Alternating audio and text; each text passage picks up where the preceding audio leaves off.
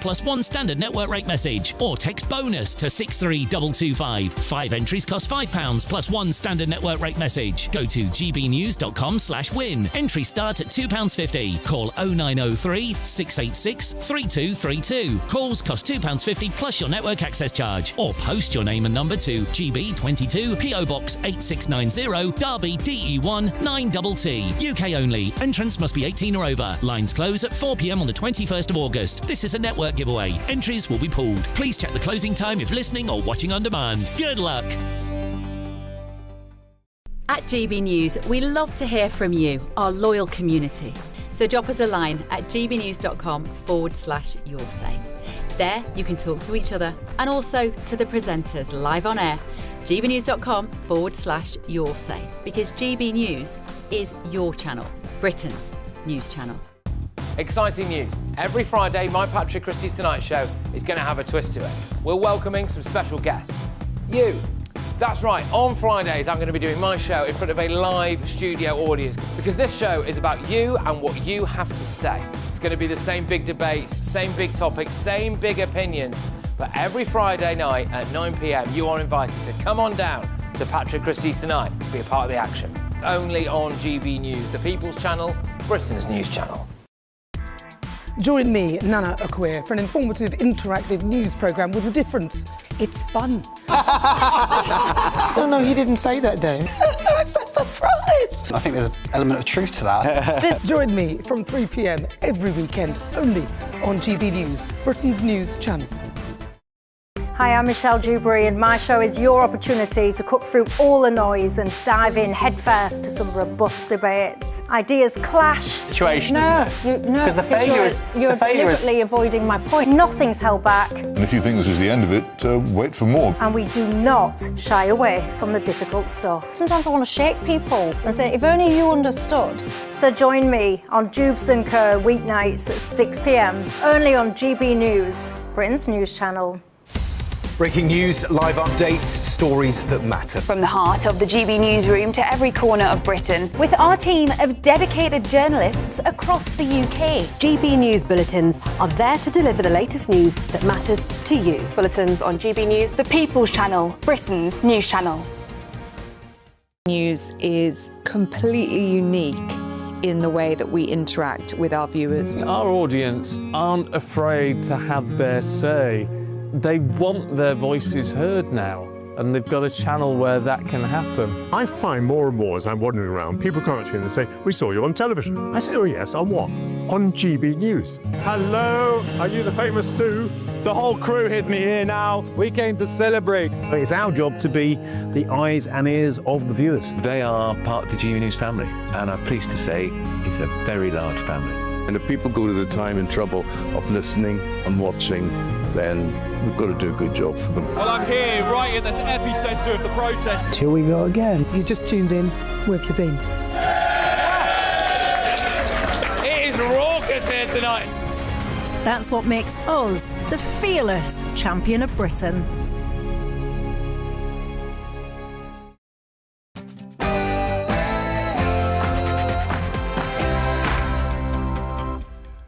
Live from London, England, this is GB News with the stories shaping Britain and America. Coming up.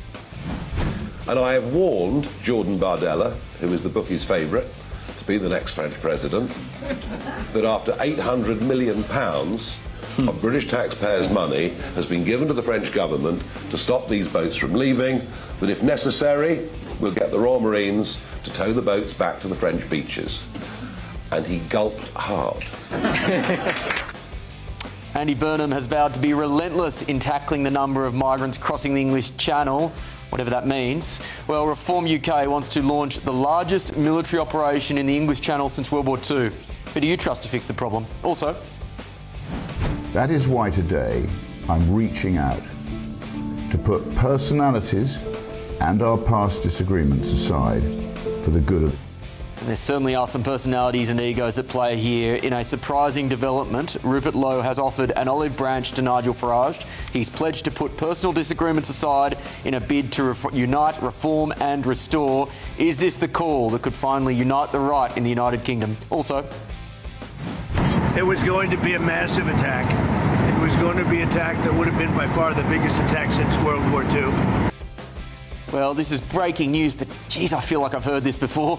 On board Air Force One, President Trump has said that Iran asked him not to go ahead with what would amount to, by far, the biggest attack since the war commenced. Will these tactics finally result in that long-awaited deal? Also, I would not support the Republican Party. There's no chance I would support the Republican Party. I'm not going to support the Democratic Party. I don't know what I'm going to do.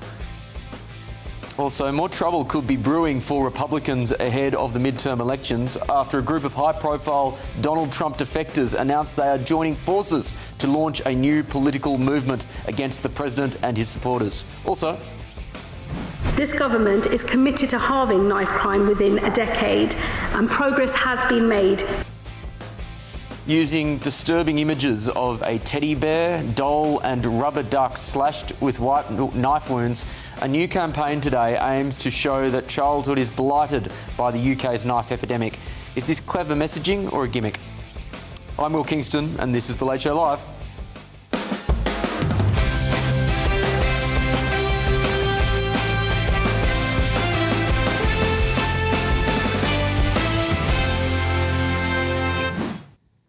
Welcome to The Late Show Live, ladies and gentlemen. What a panel we have for you this evening. In London, we have broadcaster and podcaster Lewis Oakley and GB News contributor, comedian, the People's Gammon, Paul Cox. In Washington, chair of Republicans Overseas UK, Greg Swenson, and US political reporter at the Daily Mail, Victoria Churchill. All veterans of The Late Show Live, thank you so much for returning all. Let's go to the big news at the top. Let's go to the big news, I should say, at the top of this hour. It is breaking. Reform UK has committed to using the Royal Navy to make the Channel impenetrable to small boat migrants, pledging the biggest military operation in the English Channel since the Second World War. Operation Fortress would intercept all migrant boats and return them to France or Belgium. It comes after more than 60,000 migrants from Morocco and indeed across Africa descended on the tiny Spanish enclave in a matter of hours, and 2,000 migrants crossed the English Channel during the first fortnight of Andy Burnham's premiership. Spain can legally expel migrants who arrive in Ceuta or Melilla without letting them file an asylum request under laws introduced in 2015, and have now reportedly returned 53,000 of them to Morocco. But tonight, Home Secretary Shabana Mahmood said that approach would not work in Britain. Meanwhile, the Prime Minister vowed to be relentless in dealing with the matter. We're just going to be relentless. People want to see this issue addressed. I heard that on the doorsteps in Makerfield. But we also need to build a system that offers safe routes for people as well, because that also takes away the selling point of the gangs. Well, with me now to discuss is Associate Research Fellow at the Henry Jackson Society, Barak Senap. Barak, great to see you. I'm a fan of relentlessness, but I don't really know what it means here. It's not very convincing when Andy Burnham says on one hand we're going to be relentless, and on the other hand we're going to be offering safe routes. It's a lack of decisiveness. And look, in your outpiece, you had this juxtaposition of the immigration Operation Fortress, that the Reform UK, it's the most important policy proposal. And it's a shame that actually it is a political manifesto.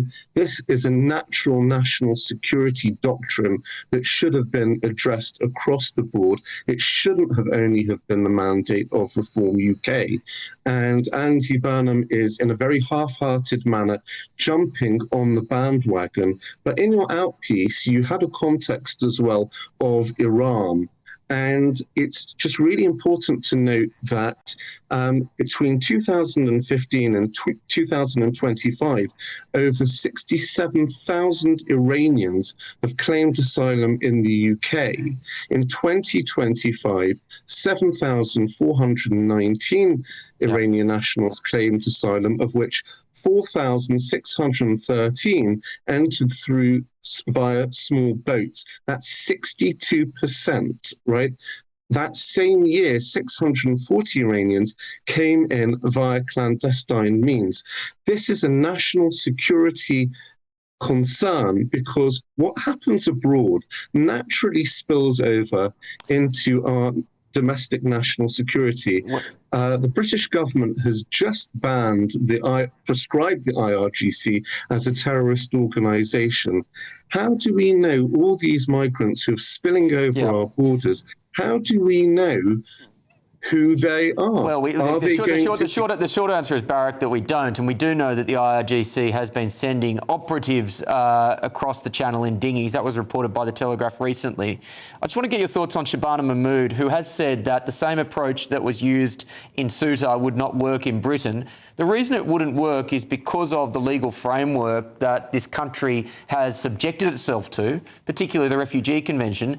She doesn't seem to be able to notice that they are the government. They have the capacity to change that legal framework if they so desire. You just took the words out of my mouth. Why would she not be thinking of immediately passing emergency legislation in the same way that Reform UK would be doing, rather than simply saying it's trickier to tackle crossings in the Channel? This echoes European declinism. Just remember that Germany, Angela Merkel in 2015, she declared her famous open door policy, where as a result of that, Germany hosted over 500,000 Syrians, and it's always the same case over and over again. They're able-bodied men. None of them are vulnerable women or children that are coming in. Sweden welcomed roughly between 100 and 200,000 Syrian refugees, and Austria registered nearly 100,000 Syrian refugees. But I do want to actually interject one thing. On one hand, it's very ironic that Spain is dealing with this, because Spain has been flirting with Palestinian statehood. It has been really, really hostile to Israel. And you do see this hypocrisy of Spain deploying its military to handle border emergencies in its own territories. So the irony of all this is, if you want to flirt with Gaza, you end up becoming exactly like Gaza, which is how Spain looks like in its invasion. Import the third world, get the third world. Barrack, thanks for your time this evening. Thank you. Lewis, let's go to the panel now. Lewis, I'll start with you. Again, the two, I guess, if you are going to call this a substantive piece of commentary from Andy Burnham, the two pieces that you can really comment on are the use of the word relentless, and then also his promotion of more safe and legal routes, I guess, in comparison to an illegal route. On that word relentless, again, there's still not much detail here, is there? And whilst I concede he's only been Prime Minister for 2 weeks, this Labor government has been in power for over 2 years. There's a blueprint from Australia which they can lift and shift if they want to. Why do we still just have these vague adjectives as opposed to a policy and a plan? Look, well, as you say, he's new in the job. He's probably still getting his feet under the desk. It is what it is. We've changed Prime Minister. There's going to be a bit of a crossover and a bit of a change of ideas.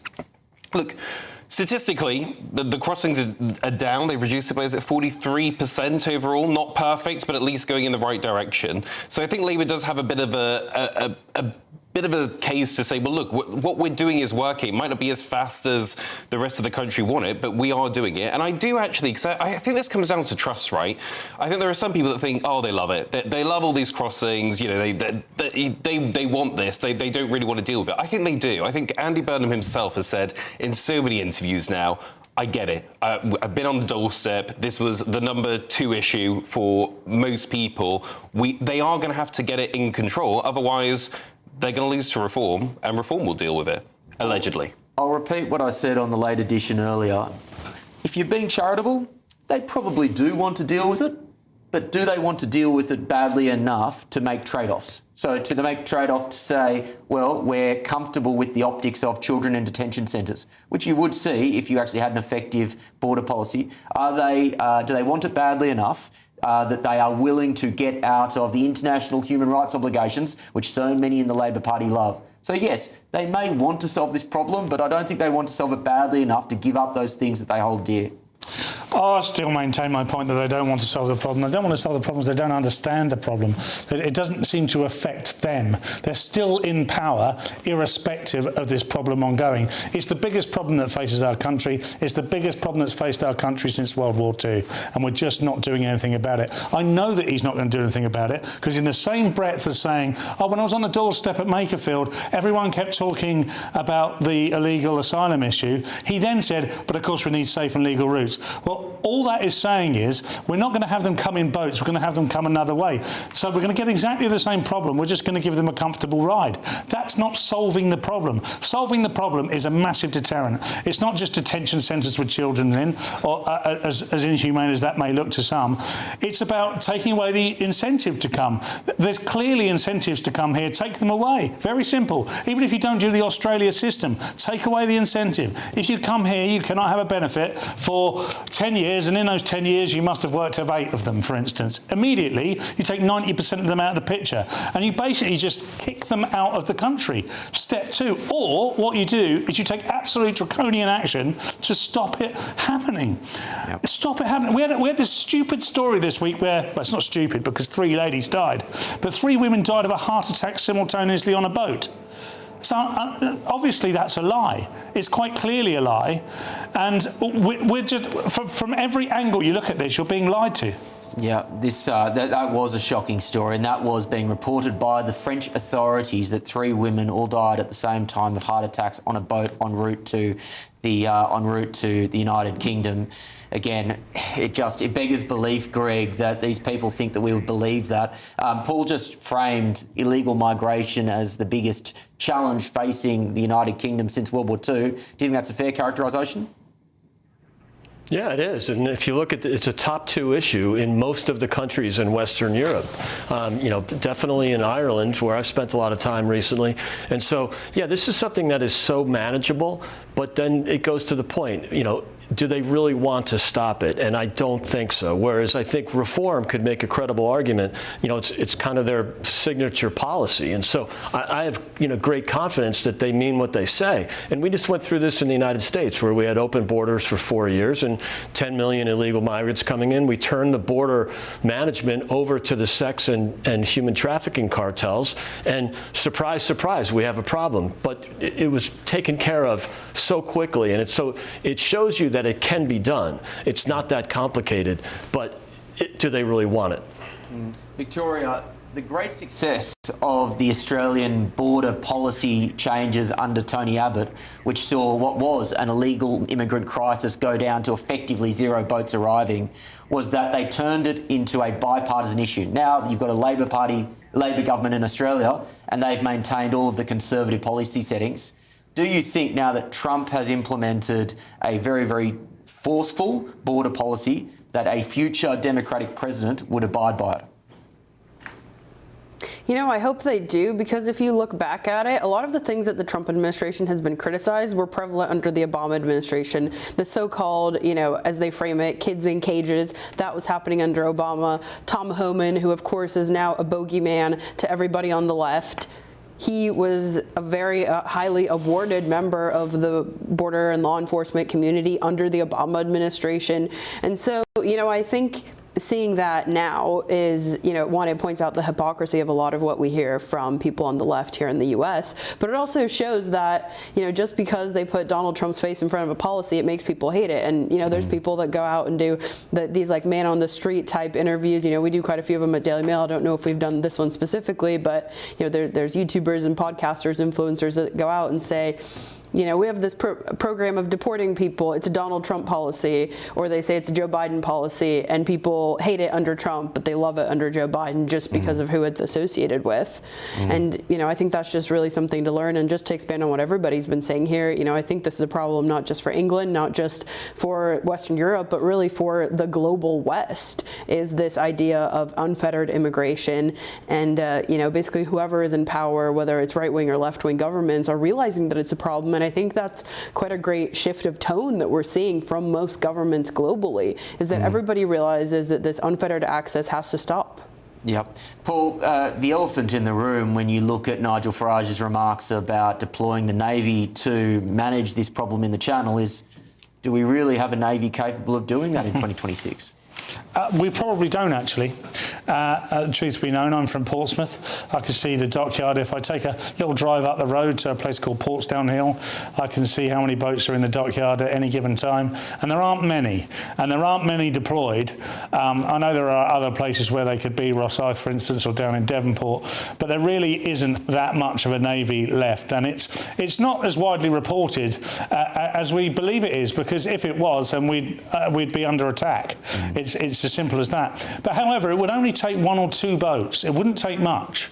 It'd change the remit for the RNLI. That could also happen.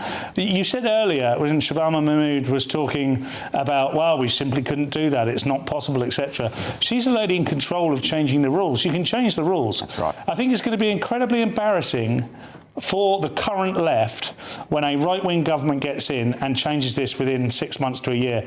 They're going to look ridiculous. Of course they are, because really you can overcomplicate this. But if you say to illegal migrants, if you come to this country in a dinghy, you will never, ever be allowed to stay in the country, and then you stick to that promise, the boats will stop.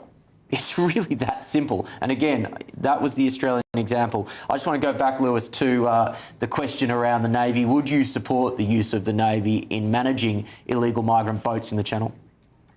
I don't know, because I have no idea whether it will work. Say if we do have a Navy in a few years' time when there's an election and perhaps reform get in. OK, you've got them. The Navy's got. Where are you going to put them? What if France say no? We're not having them back.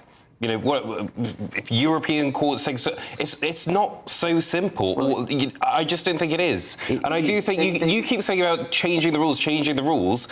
If this were any other issue, people would say, well, that wasn't in the manifesto. So I don't know what everyone is bound by things. I do think that the fact it's dropped by 43% shows that they are making some headway. And if they go too fast and too hard, and their own people turn on them, you've got all these backbenchers. Like they are balancing a lot of scales there. And that's not a defensive, though. I'm just saying politics is tricky. You've got to keep a lot of people happy at the same time, even if you all want to go in the same direction. Well, what you may have been suggesting there, Lewis, is that we need to have a general election. And on that, I wholeheartedly agree. A Home Office spokesman said this government is bearing down on small boat crossings, with removals of small boat migrants at record levels and asylum claims down by 12%. And we have removed or deported almost 70,000 people who were here illegally, an increase of 41%, and are going further to remove the incentives that draw illegal migrants to this country. And then a Labor Party spokesperson has said Reform have reheated an old announcement in their latest desperate bid to distract from their growing sleaze scandals. Anger and easy answers won't bring crossings down. The serious action we've taken has started to have a real impact and has led to 46,000 attempted crossings stopped and 70,000 people with no right to be here removed. We know there's more to do on this complex issue. Still ahead on The Late Show Live. That is why today I'm reaching out to put personalities and our past disagreements aside for the good. Well, this was a fascinating development on the right of politics in this country. Rupert Lowe has offered an olive branch to Nigel Farage. He's pledged to put personal disagreements aside, and there are several, in a bid to unite, reform and restore. Is this the unite the right moment in this country? We'll discuss that after the break on The Late Show Live on the People's Channel, GBNews.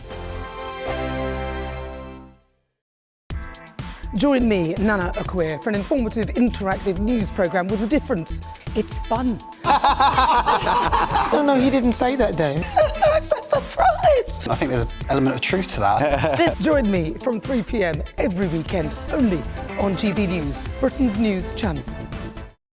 Hi, I'm Michelle Dewberry, and my show is your opportunity to cut through all the noise and dive in headfirst to some robust debates. Ideas clash. Situation, no, isn't it? Because the failure is... You're deliberately avoiding my point. Nothing's held back. And if you think this is the end of it, wait for more. And we do not shy away from the difficult stuff. Sometimes I want to shake people and say, if only you understood. So join me on Jubes & Co. weeknights at 6 p.m, only on GB News, Britain's news channel.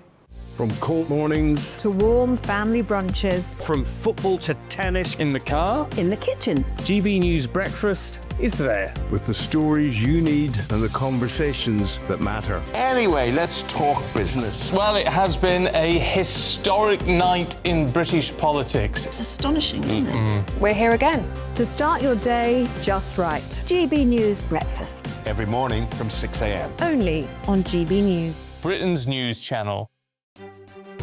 Some people enjoy lazy Sunday mornings, but not me. What's the truth of the matter? So that's a very live question. Would you support him if he waters down these plans? Before the spin sets in, I'll be getting to the truth. This is personal. No soft questions, no easy answers. It's one thing if the state has rules in this country. It's another thing whether the police and others actually police them. Setting the agenda and holding those in power to account. You can't really blame her if the system is set up this way. You will not want to miss it, trust me.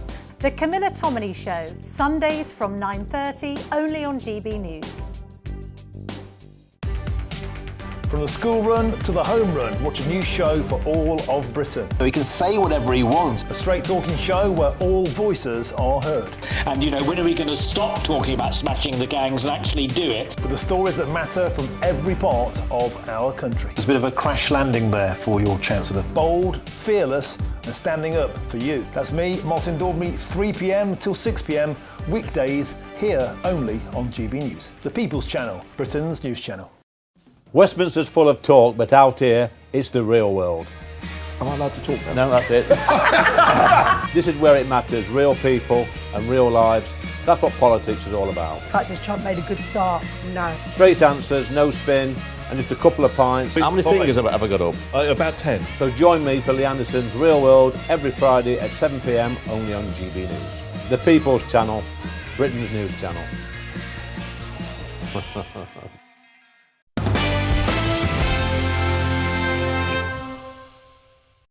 Welcome back to The Late Show Live with me, Will Kingston. Let's go to our next story of the hour, and it is on uniting the right. In a surprise move this morning, Restore Britain's Rupert Lowe offered Reform UK and Olive Branch to work together to build a future patriotic government. That is why today I'm reaching out to put personalities and our past disagreements aside for the good of the country. Rupert Lowe said he would only agree to a pact if Nigel Farage agreed to 5 conditions. And here they are. Number 1, mass deportation. Number 2, a range of cultural restrictions that include things like banning burqa, halal and kosher meat slaughter being banned, first cousin marriage being banned, and a few others there. The 3rd, a referendum on the death penalty. The 4th, massive welfare and spending cuts, or substantial welfare and spending cuts. And the 5th, a cabinet veto of former Conservative ministers, for example, Suella Braverman and Robert Jenrick, from joining any future cabinet. He's also, Reform's Andrew Rosendale spoke to GB News earlier on this. Rupert was elected as a Reform UK MP under Nigel's leadership. So clearly there's common ground on lots of issues. We do have to somehow bring the right of centre in British politics together. Now, what happens with Restore and with Rupert is a matter for Rupert to talk to Nigel about. So, how should Reform respond to this offer of uniting the right? Well, with me now, political commentator Jess Kane. Jess, great to see you once again. The uncomfortable truth is that a Frankenstein coalition of the Lib Dems, the Greens and Labor would be just about the end for this country, at least in the way that we know it. And at the moment, there is a very real possibility of that happening because they are, in many ways, more strategic than the right. Any attempts to try and bring together the disparate factions on the right of politics must surely be a good thing. Well, look, I completely defend uniting the right, and I want to see the right working together, because the alternative is what? More years under a Labour government. But this deal cannot be negotiated over social media. Rupert Lowe has got Nigel's number. He should pick up the phone and give him a ring. This is inappropriate to be discussed over social media in the first place. secondly, I don't think Reform should have to accept those 5 conditions as the end all, because Restore Britain needs Reform UK. Reform UK does not need Restore Britain. Well, some people would argue that they do need Restore Britain. At the moment, their polling numbers vary dramatically, but they outpolled the Conservatives, for example. Not outpolled, they received more votes than the Conservatives in the Manchester mayoralty election. Let's say they do pick up 5 to 10% of the vote, 5% of the vote perhaps in the next general election. That would really hurt Reform's chances of getting a majority government. It would, but the thing is that Restore Britain doesn't have the same scale and infrastructure that Reform UK have in order to have that sort of attempt up and down the country, in my opinion, unfortunately. And at the moment, we do only see these 2 parties really in play at war in some councils, in local government. We need to really sort of focus here on local government at the moment, because where Reform will be judged in the next general election will be on their performance in councils and local government. And Restore Britain councillors in quite a few councils, such as Kent or Warwickshire, have gone out of their way to attack Reform administrations and have hindered them. Look, there's been attacks on both sides, from Reform supporters and from Restore supporters. In many ways, they have both actually shown a greater disdain for each other than they've shown for the Greens and Labor, which I've found incredibly dispiriting. But the other thing which I think we need to point out, of course, is there some politics with putting this out in the public domain in the way that Rupert Lowe has? Of course there is. They're politicians after all. But at the same time, on at least 4 of these, I would have thought you could actually get to agreement. Now, I don't think you'd get the cabinet veto which they are asking for. And I think this whole approach of saying, well, every single Conservative under that previous government should not be included in any future governments. I think you can basically separate out ones who are the good eggs from the bad eggs. But on the vast majority of what he said, you should be able to find some common ground, shouldn't you? I do definitely agree with that. Reform and Restore Britain have a lot in common with their policies, but Restore Britain ran in Makerfield with the sole purpose of harming Nigel Farage, basically. So we need to really address that. And I think that's the only issue that they themselves can work out. In terms of Rupert putting this offer on social media publicly as well, he's obviously done it as a publicity stunt, fine, whatever. And it's getting everyone talking. It's getting us talking, it's getting councillors talking, it's getting everyone on Twitter talking. And that is what we need to focus on now, is how that will then perform coming forward. That behaviour change that I would expect to see from Restore councillors and any Restore members who are, high up in the hierarchy of Restore, you would expect that to all change going forward and for them to be a bit more friendly towards Reform. Reform are the larger vehicle and they are the way for Restore to get any sort of in with the next general election. Time will tell. Jess, thanks for your time this morning.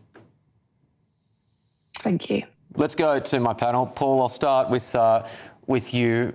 Look, as I said to Jess, was there politics at play here? Of course there was. It may be an opportunity to wedge Nigel Farage on many issues, which, again, I think have broad popular support on the right. So putting that to one side, again, the Conservatives, Reform and Restore are all broadly rowing in the same direction. The electoral reality is that if they don't find some sort of accommodation, you could have the nightmare scenario of a coalition, left-wing coalition that continues in this country through to 2034. Yeah, and Jess made some excellent points, actually, which I'd like to reiterate. And that's that the intent of a right-wing coalition is, I think, a very admirable one, and one that would be good for the country, given everything we've seen under under the left wing, even under the Conservative Party. I would again question the fact the way Rupert Lowe's gone about it. If you want to do this seriously, then you don't do it via social media. You don't lay a music track over it to make it sound like you're sincere, and then performatively say, well, you know, I want to put my differences aside, but if you don't, of course, you're the one who's going to look bad and I'm going to look good. That was the tone of the video, and unfortunately... Do you think Nigel Farage would have accepted the call if Lowe made one? No, I think it'd have to be brokered. From what I understand, I think if Rupert Lowe just rang Nigel Farage, he'd probably be blocked. That's why, I imagine what Rupert Lowe would say as to why this was done publicly is, and I think he was saying this whilst he was still in reform, is that Farage had stopped taking his calls. That's, I imagine, what he would say. But, however, he could just put a message out saying, Nigel, get in touch. Yep, that's true. That would start the conversation as much as it has now. Well, what do they want to talk about? What does Rupert want to talk about? I don't want to talk about it publicly, but I really do think if Nigel got in touch, we could work together on something here. That would be enough for me. I would question a relationship that starts this way. And Jess was alluding to this. Should there be a pact? How are the people? Look at how differently Reform and Restore have acted over Makerfield, for instance. There's been quite a delta between the two in terms of the way that they have behaved, the way that they've talked about one another, and it's not always been particularly favourable. Now, because of the way Rupert Lowe's gone about this, I would question that is the right start for a prosperous relationship. Lewis, your thoughts? I think Reform is stuck.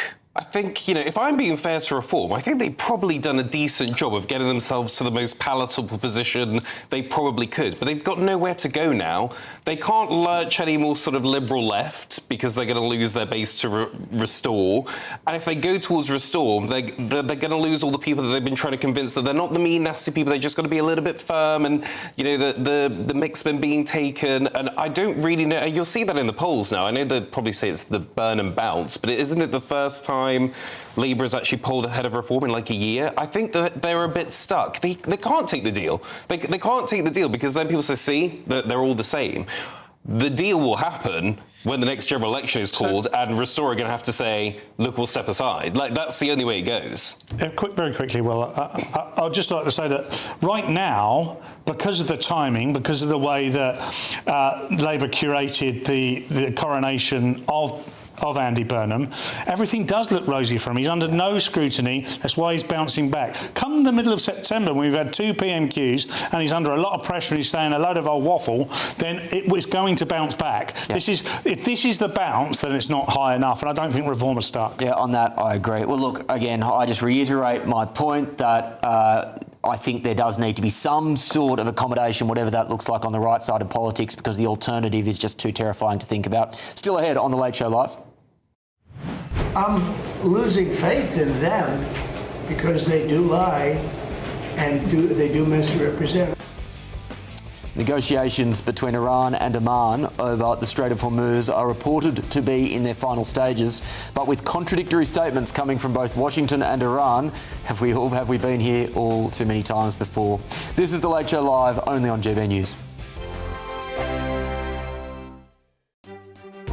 Some people enjoy lazy Sunday mornings, but not me. What's the truth of the matter? So that's a very live question. Would you support him if he waters down these plans? Before the spin sets in, I'll be getting to the truth. This is personal. No soft questions, no easy answers. It's one thing if the state has rules in this country. It's another thing whether the police and others actually police them. Setting the agenda and holding those in power to account. You can't really blame her if the system is set up this way. You will not want to miss it, trust me.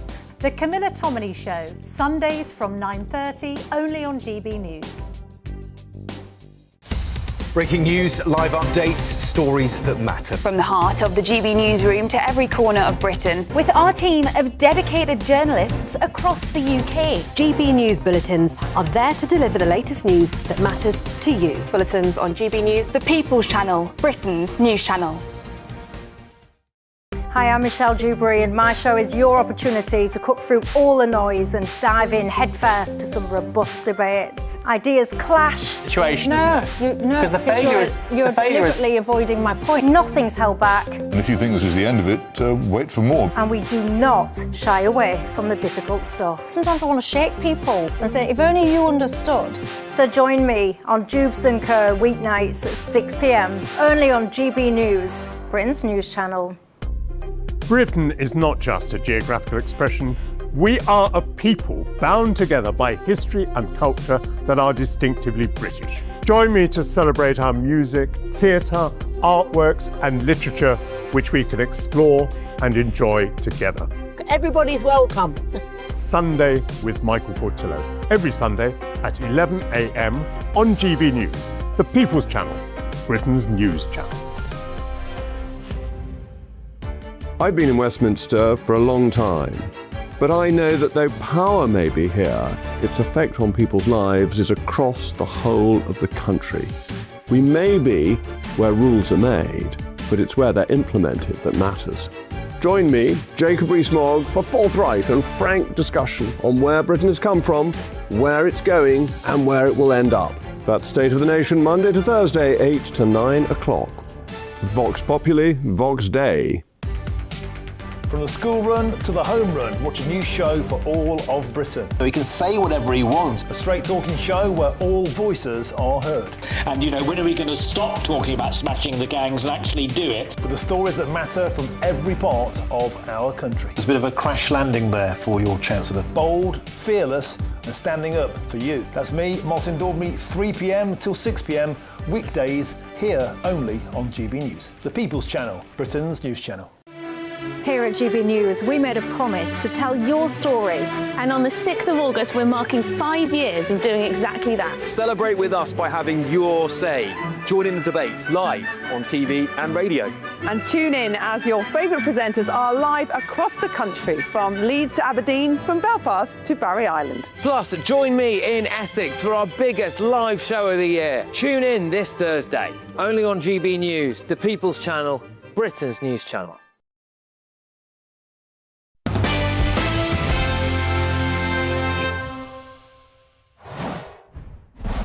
Welcome back to The Late Show Live. In breaking news from onboard Air Force One, President Trump has said that Iran has asked him not to go ahead with what would amount to, by far, the biggest attack since World War II. The US President said Iran said, "Please do not do it," a sentiment that was echoed by their neighbours. He said that making a deal for the denuclearisation of Iran was at the forefront of US policy. Details began to emerge on Sunday about negotiations that reportedly include a new entry-exit system for the Strait of Hormuz that could, in practice at least, hand some control of the crucial waterway to Iran. With me now is former paratrooper and senior associate fellow at the Henry Jackson Institute, or Society, I should say, Andrew Fox. Andrew, great to see you again. It is a tad difficult to make out exactly what the truth is in some of these comments that come from both Washington and from Iran. What do you make of them? Look, we have to sort of try and cut through the noise and look for the signal instead, because there's a lot of bluster going on both sides here. And Trump has made these noises time and time again.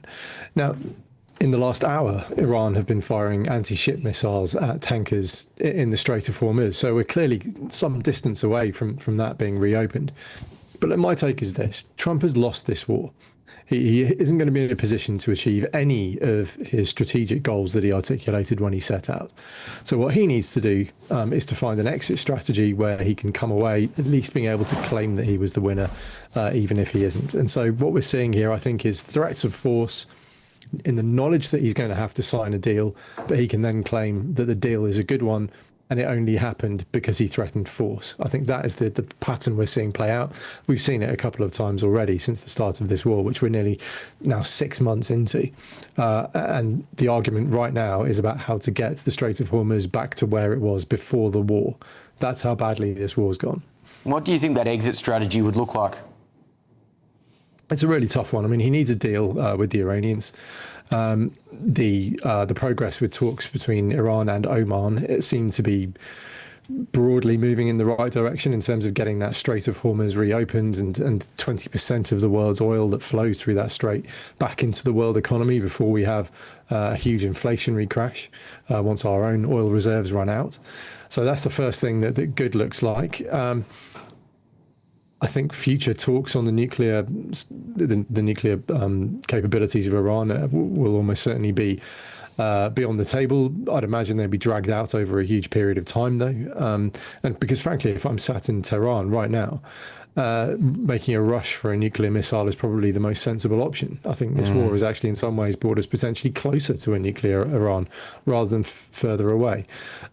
The important thing, though, for Donald Trump is that he will have a deal that he can sign. It'll be the finest deal that anyone ever signed with the Iranians, and it only came about because of Donald Trump. And as long as he can get that messaging, then he'll probably be happy, and he'll run home with his tail between his legs.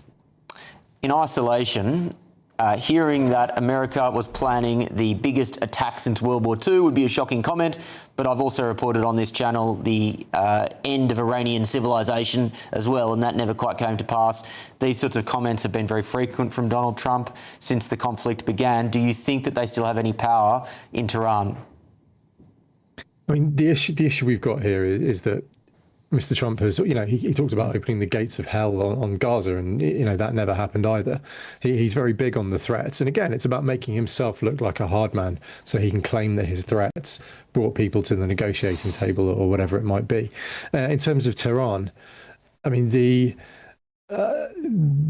sort of ace in the hole for the Iranian regime is the fact that they have very successfully struck targets all around the Gulf, Jordan, Bahrain, Qatar, Kuwait, Saudi have taken a slice.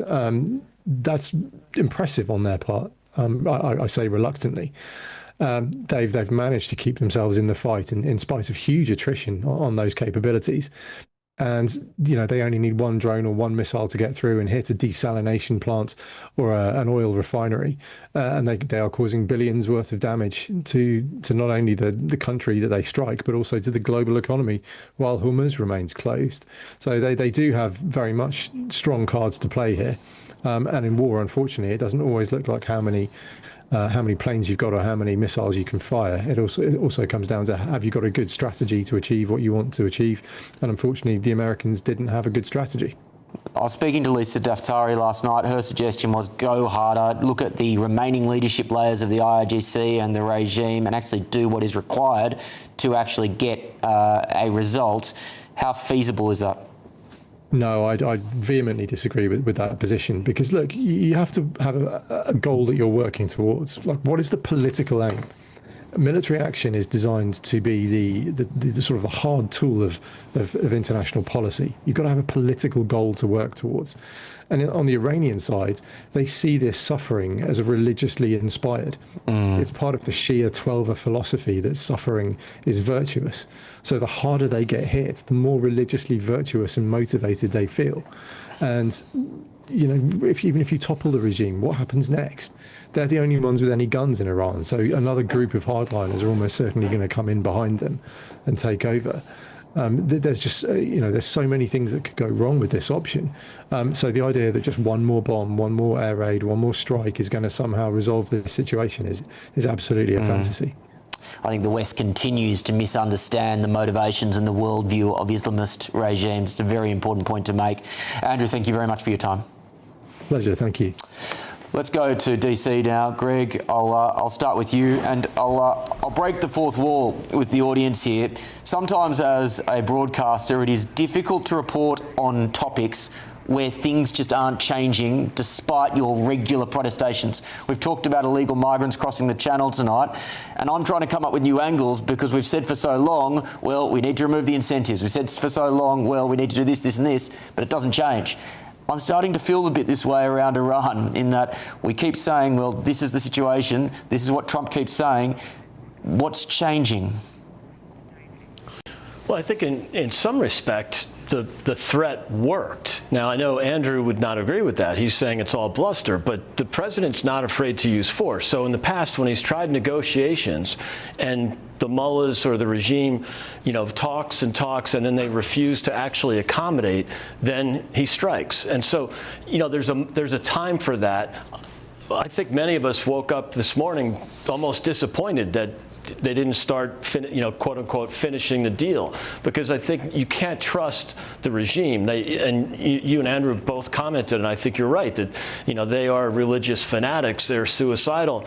Perhaps we can accommodate with that impulse, but I do think that there's a very valid argument to finishing the deal, because the mullahs just can't be trusted. If they sign a deal, to be clear, Greg, sorry to interrupt you. To be clear, finishing the deal or finishing the job militarily? Well, finishing the job militarily, yes.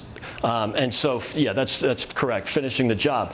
Because any deal that they sign, that even if the president says it's a great deal, they'll probably cheat on it, and it won't take that very long. So I think, eliminating their nuclear capabilities is better than signing a deal where they agree to compromise.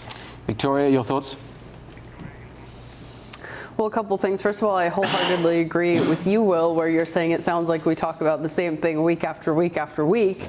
I want to go back and, first of all, hit on a point that Andrew was making earlier, where I do agree. I'm one of these people that thinks Trump lost the war very early on. I think when he originally gave that 45 to 60 day time frame and we passed that, I think that was the point when he started losing people, and he keeps losing people every single week, whether that's voters, whether that's GOP lawmakers. I'm up on Capitol Hill all the time, and there's more and more Republicans that vote for the War Powers Act every single time it comes around, which I think just goes to show how much fatigue and frustration there is around this issue. Of course, Trump ran on the promise of no new wars. That's frustrated a lot of people that voted for him, and those people are speaking up, are probably not going to be voting for Republicans in down ballot races this year, which has put control of Congress in jeopardy. And so, on one hand, when Trump wants to crown himself as a kingmaker and a deal maker, he can take away that power and that appeal to a lot of voters just as easily as he can give it. And so, that's definitely one thing we're tracking here domestically. And then, again, kind of as a big picture, it's been a year since we were told, and since Republican lawmakers on Capitol Hill took the administration's talking points and said the deal was done. We hit Fordo, Natanz, and Isfahan. We have set back their nuclear capabilities basically for the rest of my lifetime. And that's not the case. We're still there. That's why people get frustrated. Yeah, agreed. Well, that's all the time we have for Iran for now. Still to come on The Late Show Live, a quick look at tomorrow's papers, including the I-paper, which is still going on about the failed idea of a wealth tax. This is The Late Show Live, only on the People's Channel, GB.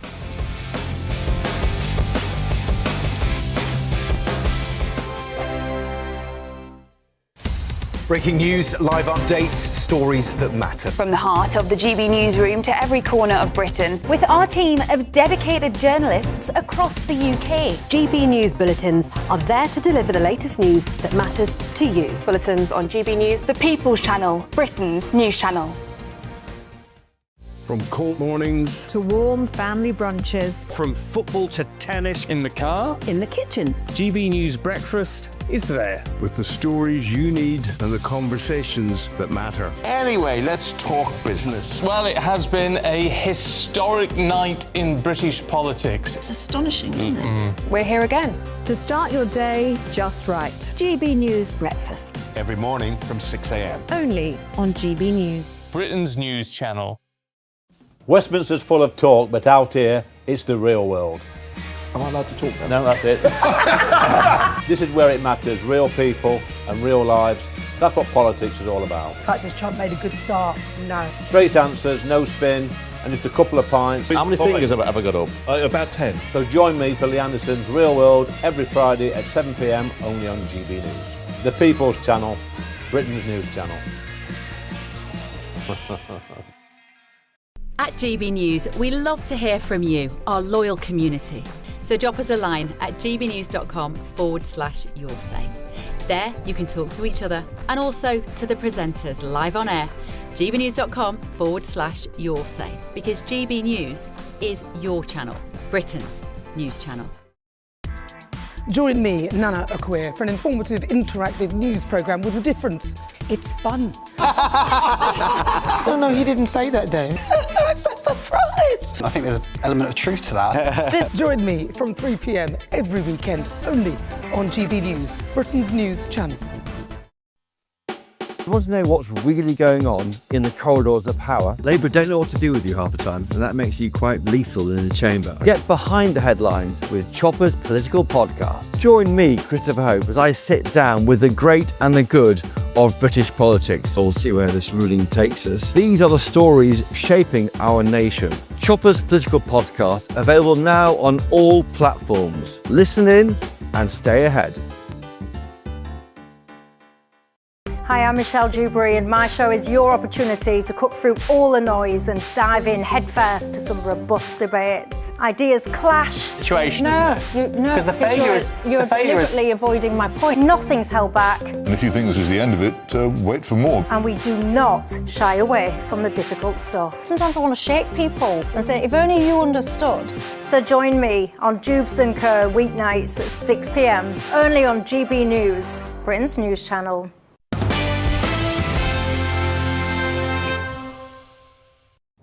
Welcome back to The Late Show Live. Let's have a look at tomorrow's front pages, and we'll start with the iPaper, who are going with 2/3 back wealth tax on assets worth more than £10 million. Lewis, I personally think that a wealth tax is a ridiculous idea, but it would appear as if I'm in the minority. Yeah, I mean, I think what people are feeling out there is something needs to be done. Ever since COVID, we know that the super rich and the line between the average working person, I mean, it's just shot up into the stratosphere. When people can't afford their groceries and their bills, of course they're going to look at people that are a lot better off than them and say, well, hold on, you're holding all the wealth. And we see that the rich have gotten richer and the average working person has gotten poorer. The reality is, will a wealth tax work? And I'm sort of undecided about it. Number one, you've got the practical side of it. Well, who's going to go into all of these millionaires' houses and prize up their art and figure out how much the wife's dresses cost and all that kind of stuff? That said, whenever there's a divorce, they can find out how much assets they've got. So I don't think it would be beyond the will of man to do this. But then obviously I know there's the argument of, well, we'll chase off more millionaires. We've already lost so many millionaires. I don't know exactly what the answer is, but we cannot continue like this, where the average working person, you've got two parents working now and they can barely afford their bills. Yeah, that's cost of living, but that's not wealth inequality. I don't understand where this keeps coming from, that wealth inequality is historically bad. Wealth inequality has barely changed since 1980, when it hit a historic low. We keep hearing about this. I think it is because people see super rich people, largely in America, on their screens, and then go, oh, well, that means that, therefore, there is this massive gap. Where do you get this fiction that wealth inequality is getting worse? Back in like the 60s, you know, one man could have a job as a milkman and afford 3 kids and a wife that didn't work in a house. That's cost of living. That's not wealth inequality. Yeah, but no, what I'm saying is that there didn't used to be this massive divide between the super rich and the average working person. If the average person could just afford their life, I know you say that's cost of living, but if they could, they wouldn't really be that bothered about who's on a yacht and who's not. Yeah, I think if you look back in the 1960s and you saw English country manners, there was a pretty big wealth kind of gap there. Paul, quick thought from you. Yeah, our wealth gap isn't as high as you'd think. Just looking at the statistics there, so I don't want to pretend that I know. I just had a very quick look while you're on there, Lewis. And I don't want to undermine your point by saying, look, I've got these facts here, because I'd only just looked at them. However, it's not as big as you think, but it does exist, right? Okay, there is a gap, and I accept it exists. What I never ever feel is any envy for those people in the 10%. They've always existed. They will always exist. Way below that 10% is another 90% of people that can achieve great success if we're allowed to. Yeah, well, I think the answer to that is just grow the whole pie. More coming up in the next hour, ladies and gentlemen, including this. I would not support the Republican Party. There's no chance I would support the Republican Party. I'm not going to support the Democratic Party. I don't know what I'm going to do.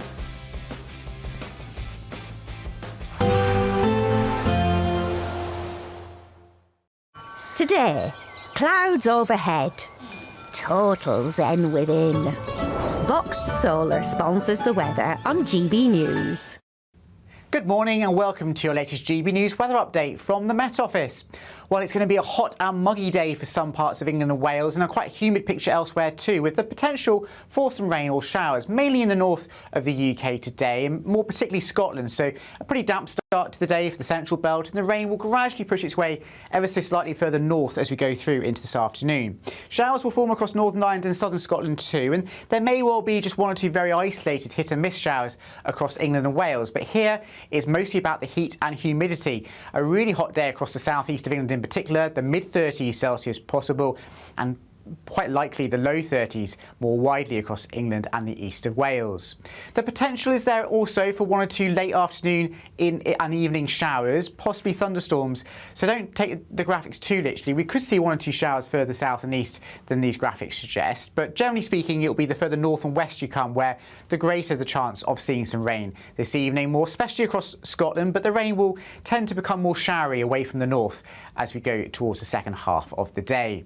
A pretty humid picture though through this evening wherever you are, an increasing chance of some longer spells of rain developing, some heavy outbreaks perhaps for parts of North Wales, but generally the chance of rain or showers in many northern and western parts of the UK overnight tonight. Further south and east staying largely dry, but again the chance of one or two heavy showers or thunderstorms. An uncomfortably warm night for sleeping, quite humid, temperatures perhaps staying in the high teens Celsius in some southern areas. Now for Tuesday, it's going to be a slightly less hot and humid day for most, and certainly a pretty wet day across parts of northern Scotland. An increasingly breezy picture here, the winds funneling down through the Irish Sea as well later in the day. The chance of some scattered showers breaking out pretty much anywhere across the UK, but that chance is lowest towards the south and the east. And here we'll hold on to some heat. Temperatures might well approach 30 degrees Celsius in the east of England, but cooler for most. Today, clouds overhead. Total zen within. Boxed Solar sponsors the weather on GB News. Thank you to our global community for watching and listening to GB News. We're not only the #1 news channel in Britain, we're chosen by you around the world.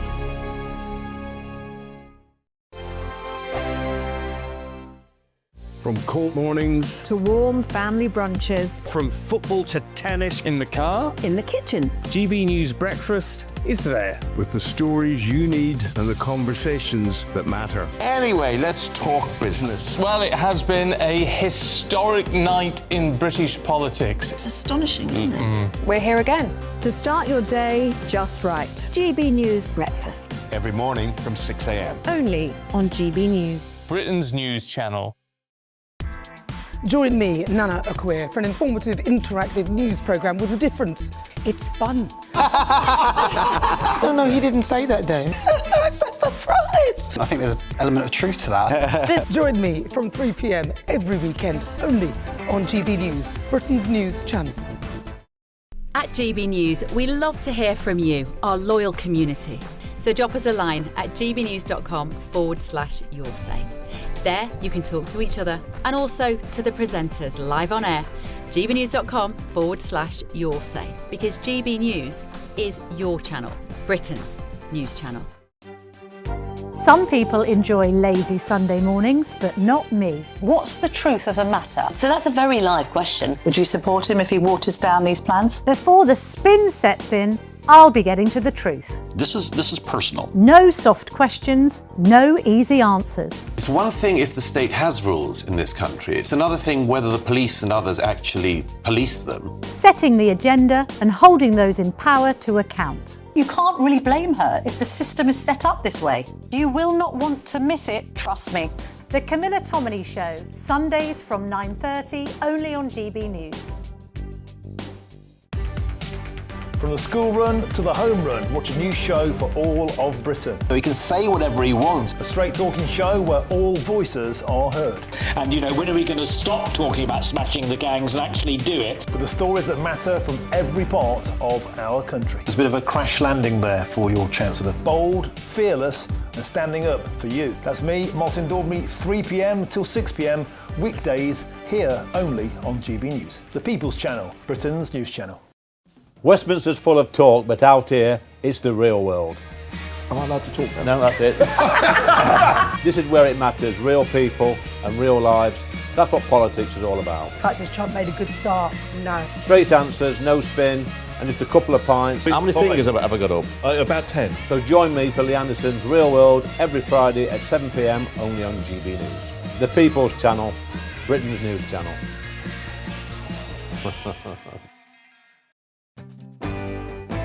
I'm Tom Harwood. This is GB News, Britain's news channel.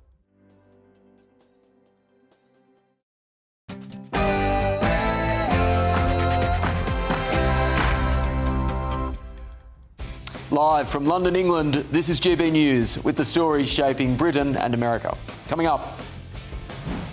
And I have warned Jordan Bardella, who is the bookie's favourite to be the next French president, that after £800 million of British taxpayers' money has been given to the French government to stop these boats from leaving, that if necessary, we'll get the Royal Marines to tow the boats back to the French beaches. And he gulped hard. Andy Burnham has vowed to be relentless in tackling the illegal migrant crisis. I'm a fan of relentlessness, Andy, but some more details would be welcome. Reform UK, on the other hand, has planned to launch the largest military operation in the English Channel since World War II.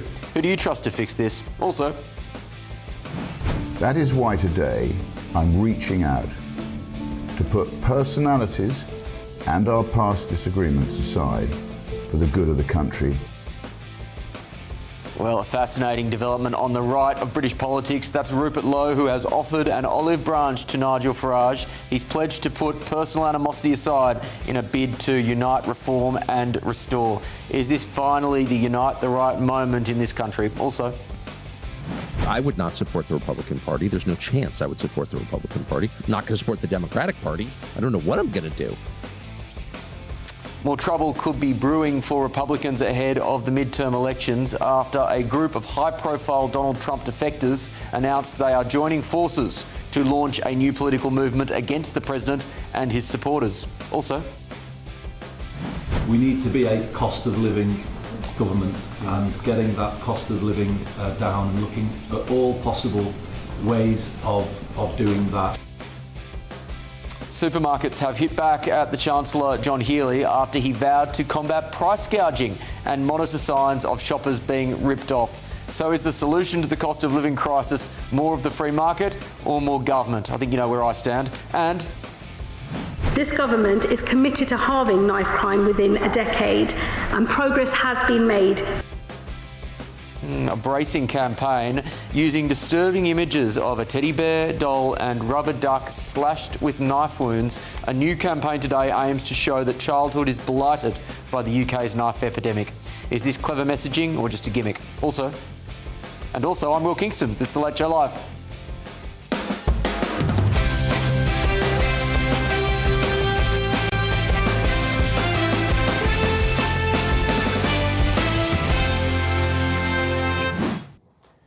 Welcome back to The Late Show Live, ladies and gentlemen, for a second hour. Thank you so much for staying with us.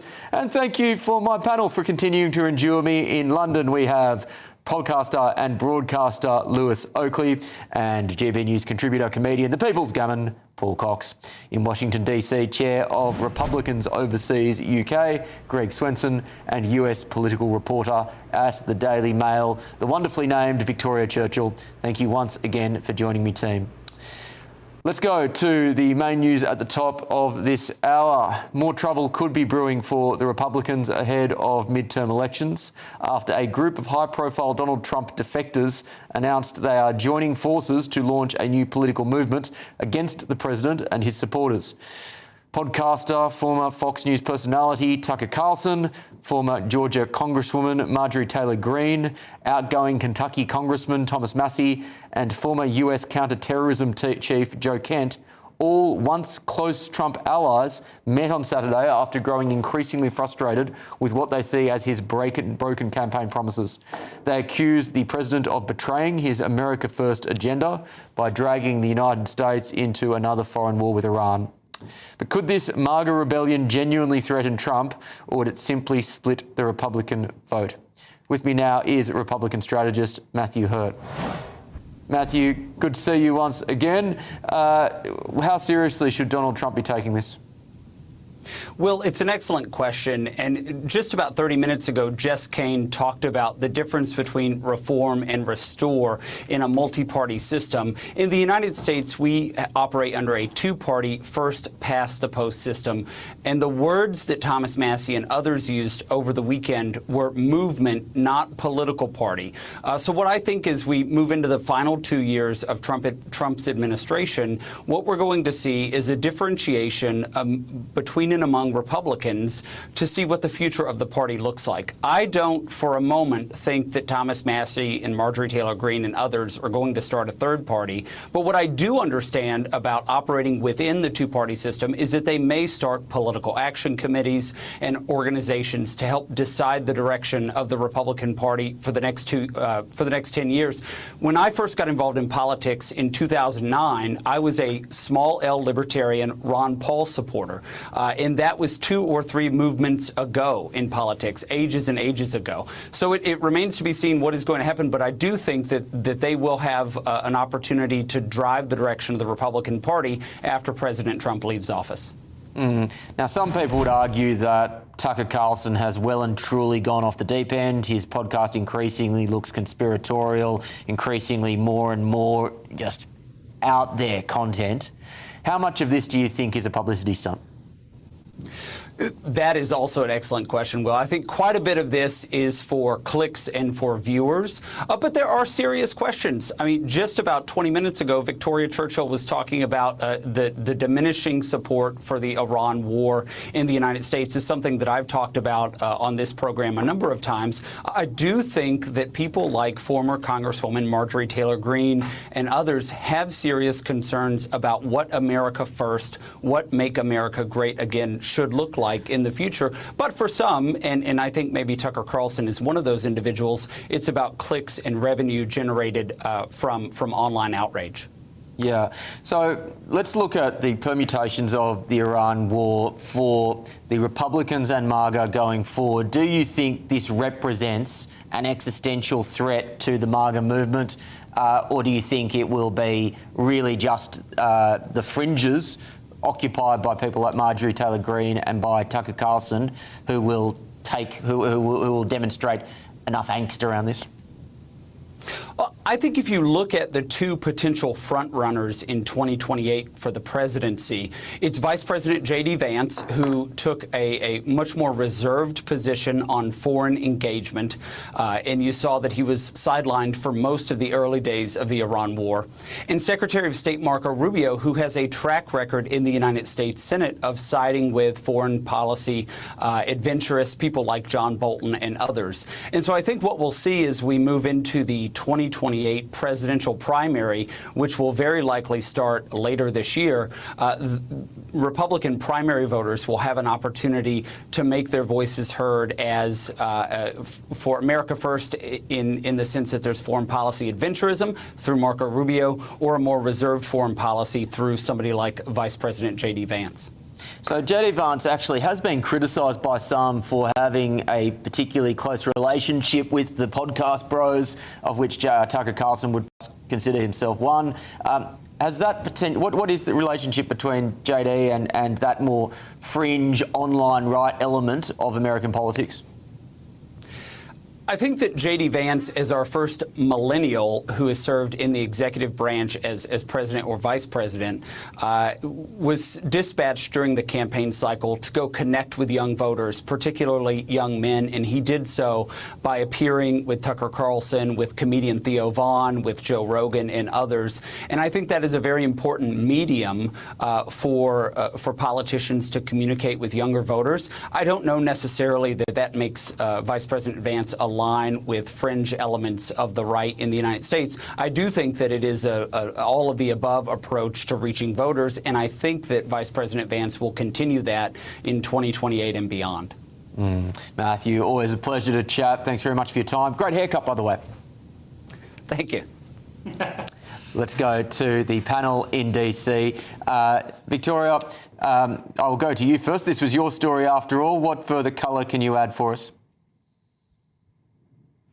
Point out something that you and Matt were talking about the idea of clicks and views. I actually note in the story that when Thomas Massie, of course, one of the people in that picture, shared that image from Marjorie Taylor Greene, he says that this conversation was not for broadcast, not for public distribution, which I thought was interesting and sort of ironic because it looks like they took that picture right about where Tucker films his podcast in his cabin up in Maine.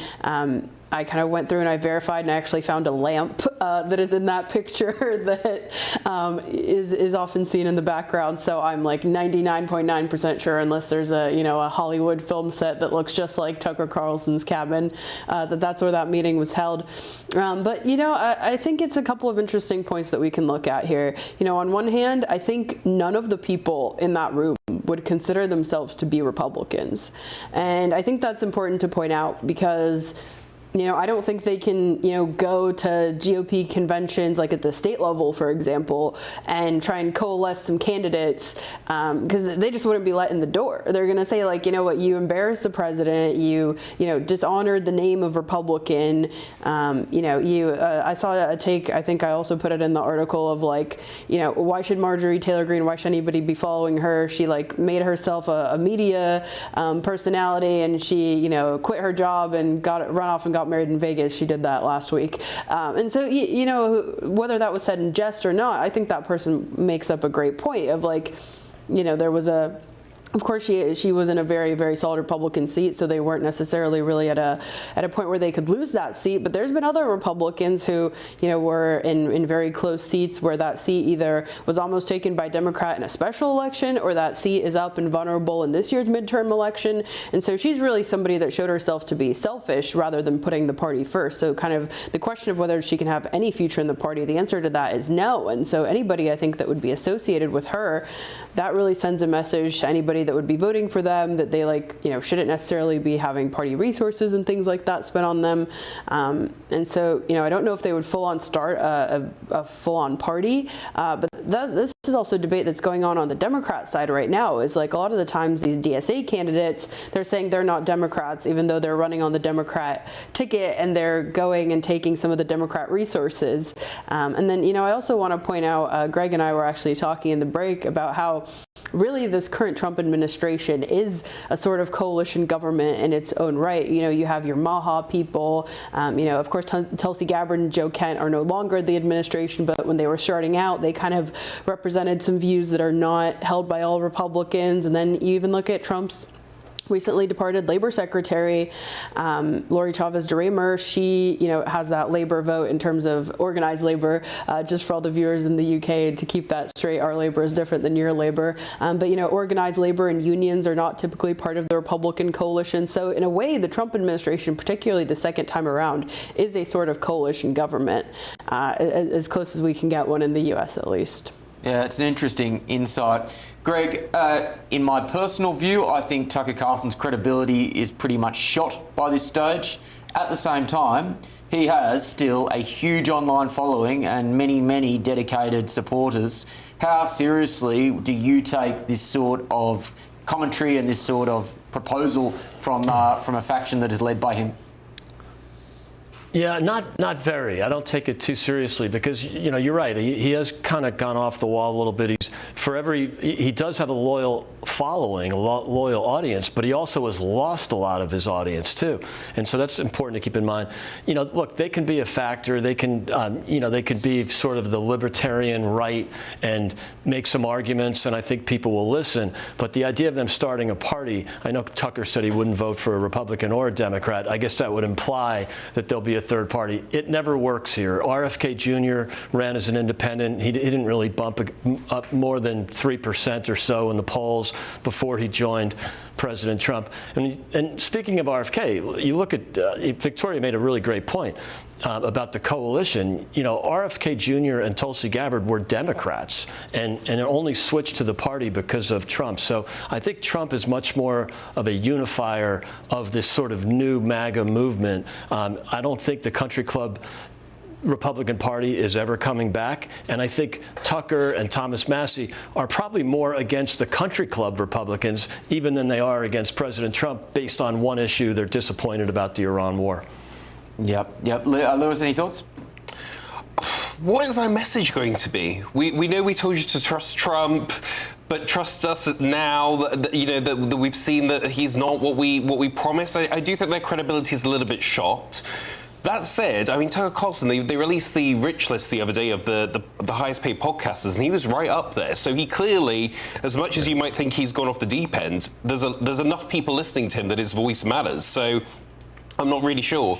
I do think that they're hitting on something, right? They used to call it TDS, Trump Derangement Syndrome, but the new one now is Trump Disappointment Syndrome. They are tapping into a real issue of, he said he wouldn't do this. No foreign wars. He said he would, get the gas price down, the cost of living down. That's not happened. Southern border is closed, so there's one thing.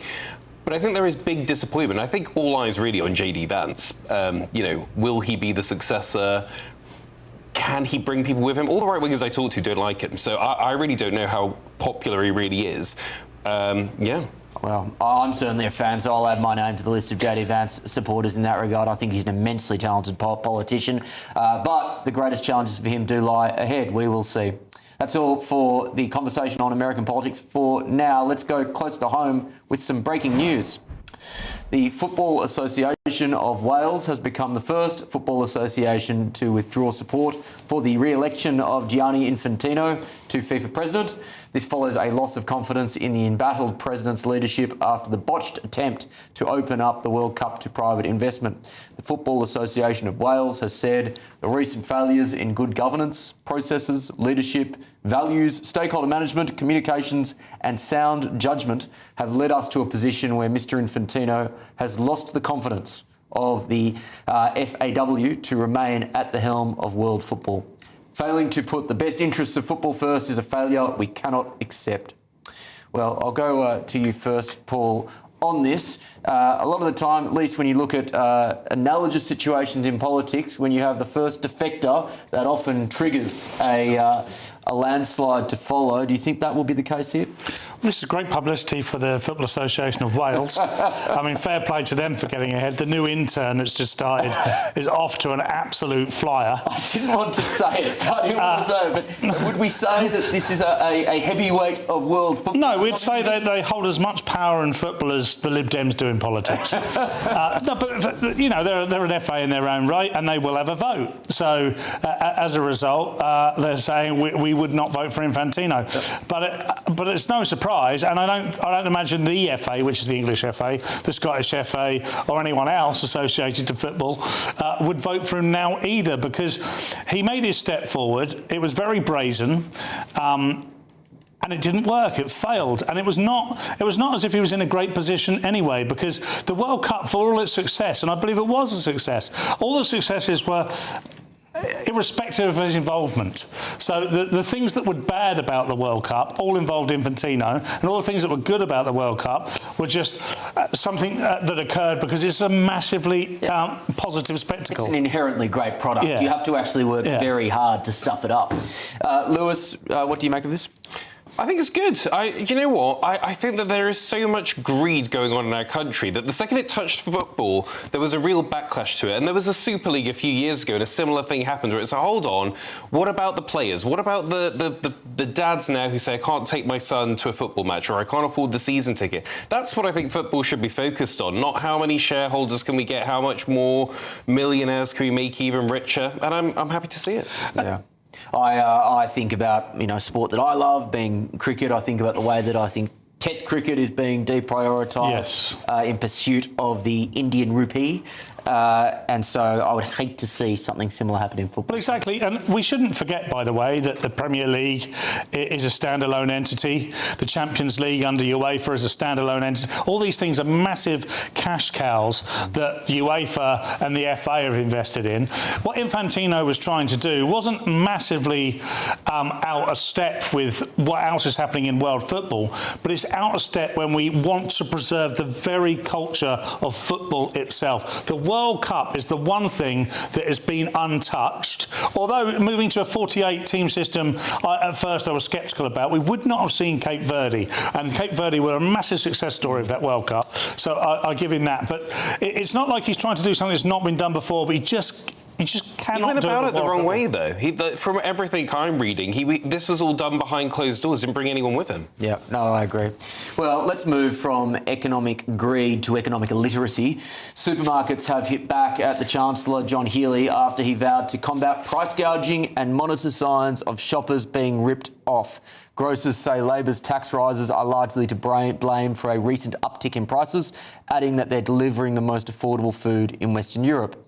It comes after the Chancellor delivered a fiery warning to supermarket bosses, vowing he will not stand by and let British shoppers be taken for a ride as tensions in the Middle East threaten to send grocery bills soaring.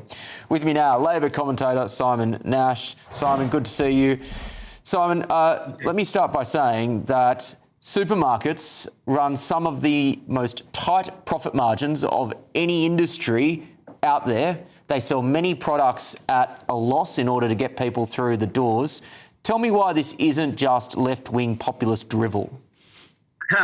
Well, great question. I mean, they do make billions every single year. They do pay their executives huge salaries.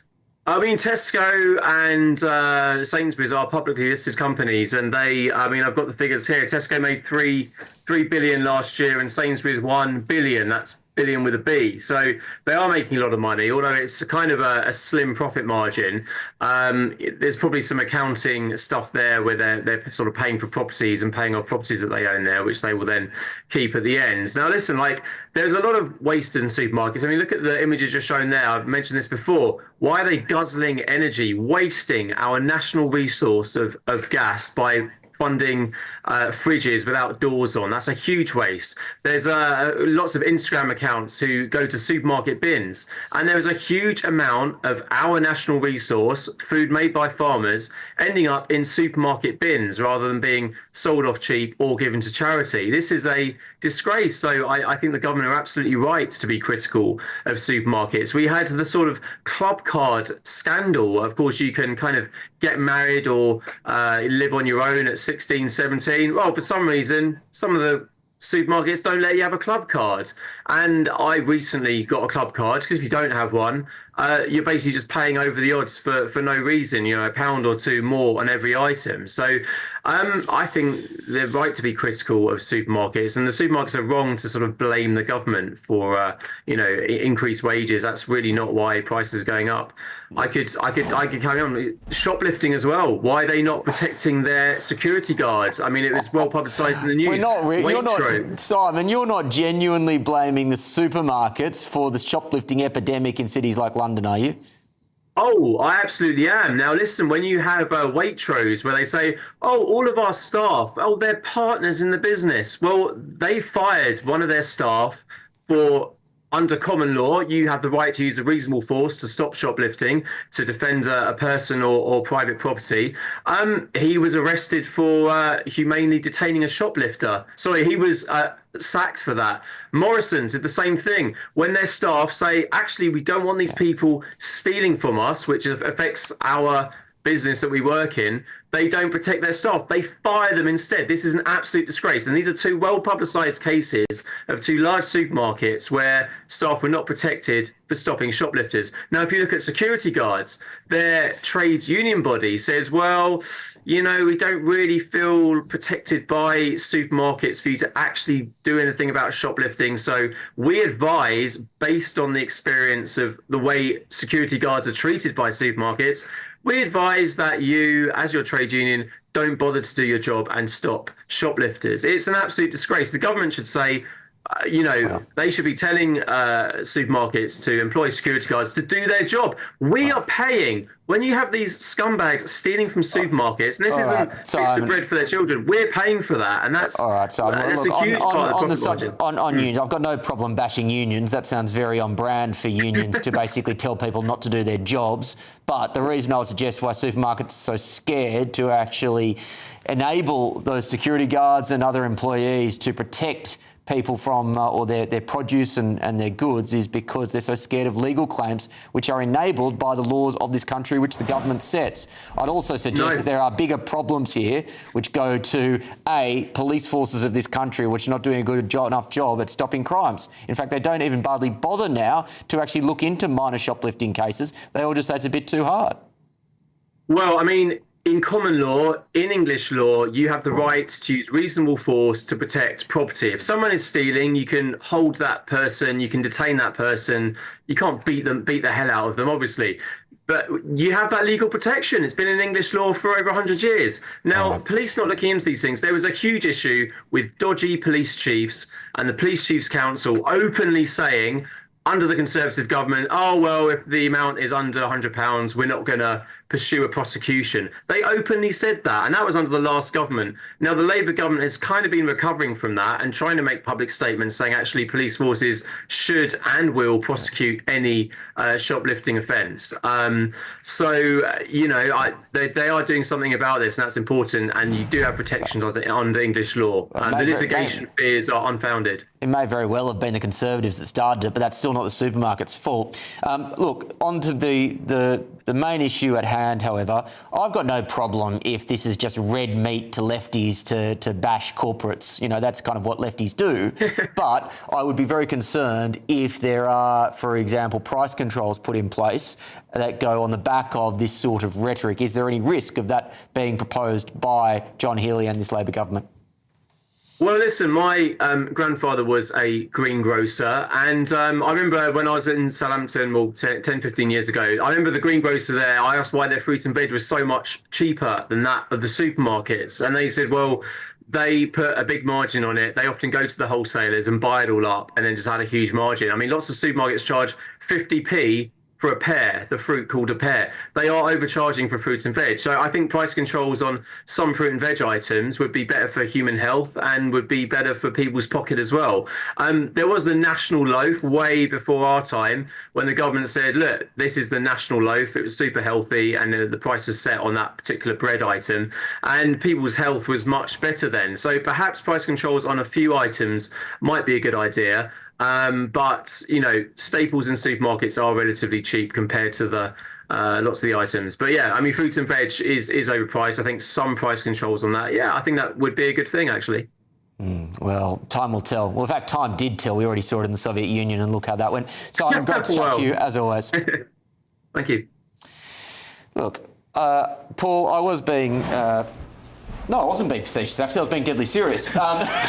We have tried price controls at many intervals in human history, and when you try and distort the laws of supply and demand, it never ends well. No, price controls don't work. Communism doesn't work.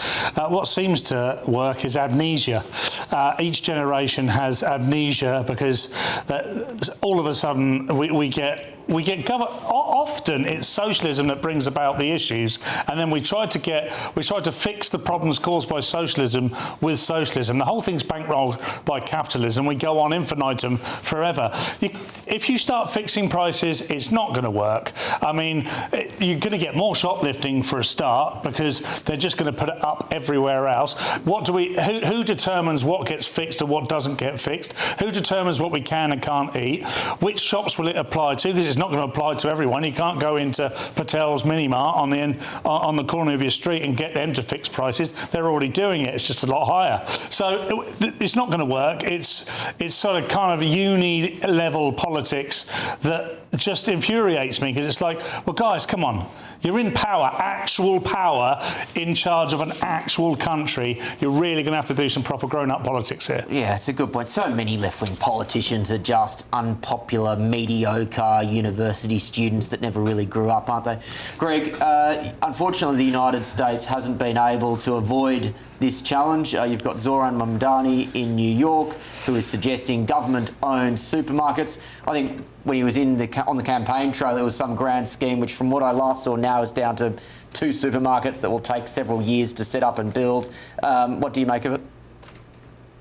Yeah, it's pretty outrageous. I mean, listening to Simon, it just reminded me that communism is alive and well, both in the UK and in blue states here in the US. You know, to go after the supermarkets that make 2 to 4% margins, and then of course he criticized, I think it was Sainsbury, for making $3 billion. You know, what's so bad about making money? It's a large company. Making $3 billion is not unusual. Look, it constantly infiltrates the populist right and the populist left. Remember, the Tories Tory party had price caps on energy, for example. They had windfall taxes, which is a totally lefty thing. I'm surprised that Joe Biden tried and couldn't get that done here in the U.S. And Mamdani is just another symptom of this. This whole government-owned grocery store thing will be a disaster, not just for the consumer, but it'll be a disaster for the commercially oriented stores as well. Yeah, Lewis, look, whilst I think that these sorts of Fruit Loop left-wing economic policies are disastrous for economies, if at least you look at the iPaper today, where you see 2/3 of people support a wealth tax, they can be very popular. Do you think this sort of messaging will resonate with the Labor base and beyond? Well, he hasn't really said anything other than he's gonna have a look at it. So I think it's fine for a chancellor in a cost of living crisis where people are seeing their food bill just go up astronomically, that he says, look, I'm just going to look under the hood and have a little think about what's going to happen. I think there's a lot of levers governments could pull here, which I think is maybe a good thing. I know that obviously you don't want to get them too involved in private businesses, but they are making $3 billion a year's profit at a time where most people are really having to cut back. Like, something has to be done. Maybe it isn't price setting as you're saying. Maybe it is that you say to all the supermarkets, you've got to keep your price exactly the same for the quarter, and then you can change them every quarter. Because then that creates a bit of a bidding war between the supermarkets, where they know if our milk isn't the cheapest, they'll all go somewhere else for 3 months. Surely you can Maybe see, something like though, that having profitable businesses creates jobs, it creates economic growth, it drives the What success economic of growth? Have you seen our economic growth? But that's not, it's not working. No, stop, mate, stop. It's not because the supermarkets are making $3 billion that there's not economic growth. It's because there aren't enough other companies making that sort of profitable money is why there's not economic growth. Yeah, but the supermarkets are obviously going to do better because people need to eat. So they're obviously always going to do a little bit better than any other business. But it's pitiful. We don't have this group, this system people keep talking about, this capitalist system. It's not working. It's not serving the everyday people anymore. It's just not. Can I follow up on this? Why do you think capitalism is the problem when the tax burden in this country is the highest it's been since World War II, when the economy has literally, in the course of British history, never been more regulated? You may disagree with me, but it is a fact that wealth inequality is as low as it's been since 1980, when it hit historic lows. Like, if this is capitalism, I'd be terrified to see what communism is.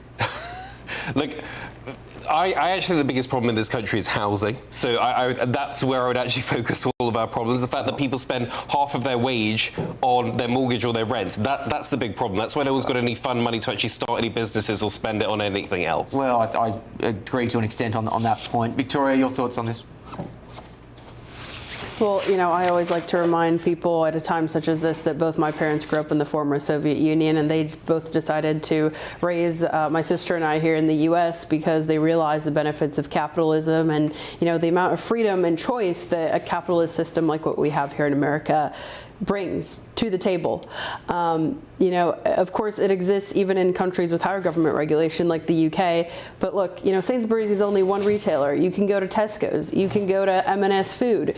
You can spend as much as you want on your grocery bill. Of course, there's going to be a floor at some point. There's always going to be other options. We also have comparable choice here in the US, probably a wider variety, actually. If you want cheap fruit and veg, where you'll go is you'll probably go to the ethnic market. You have Hispanic and Asian markets where, you can get three things of green onions for $1 versus some places will charge you $1 a bunch.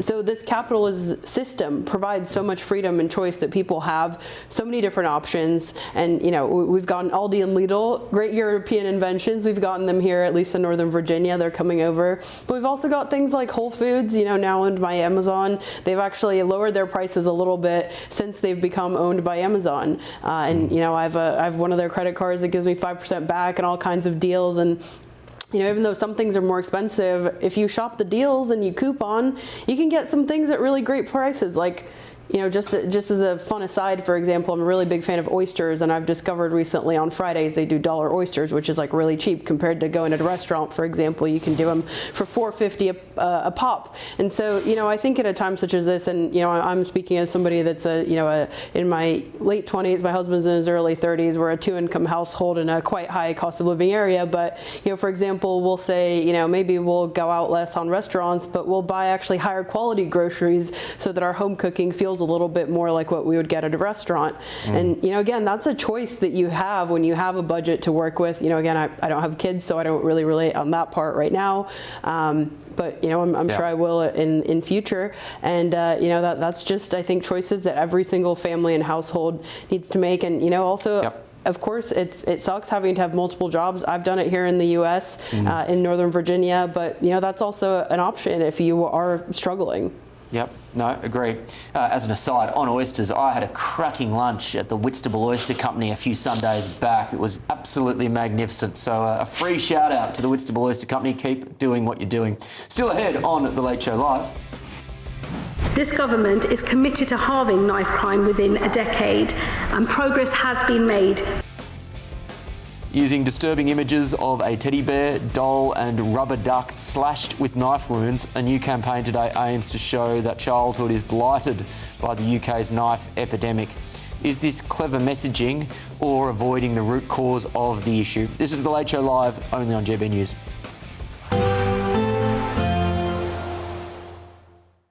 Expect warm spells with the odd rude interruption.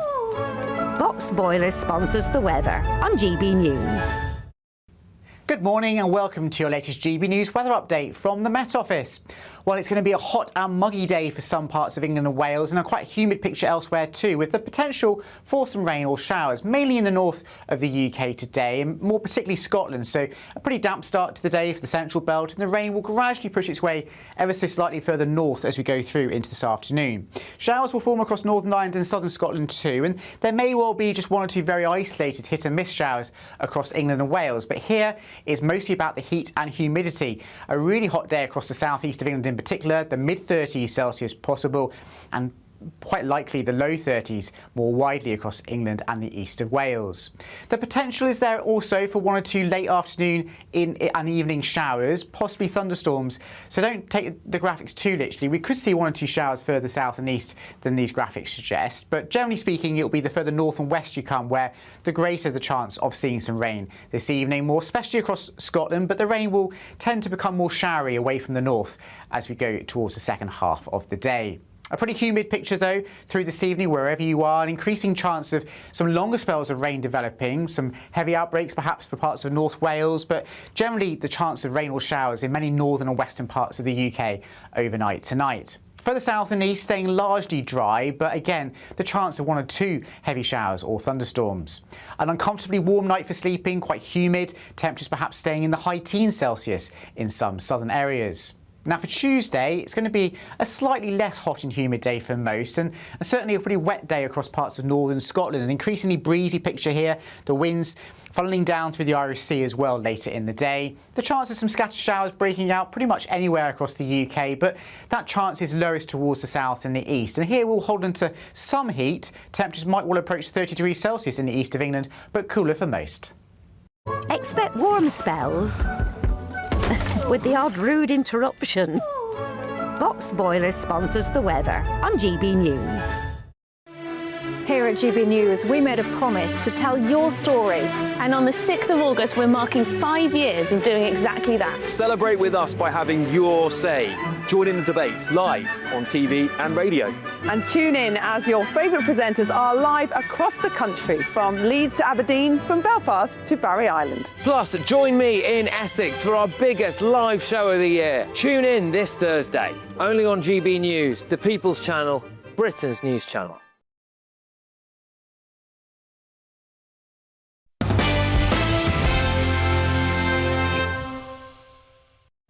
Welcome back to The Late Show Live.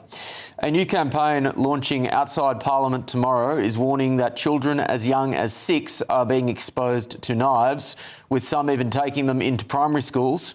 Using disturbing images of a teddy bear, doll and rubber duck slashed with knife wounds, the campaign aims to show that childhood itself is being scarred by violence.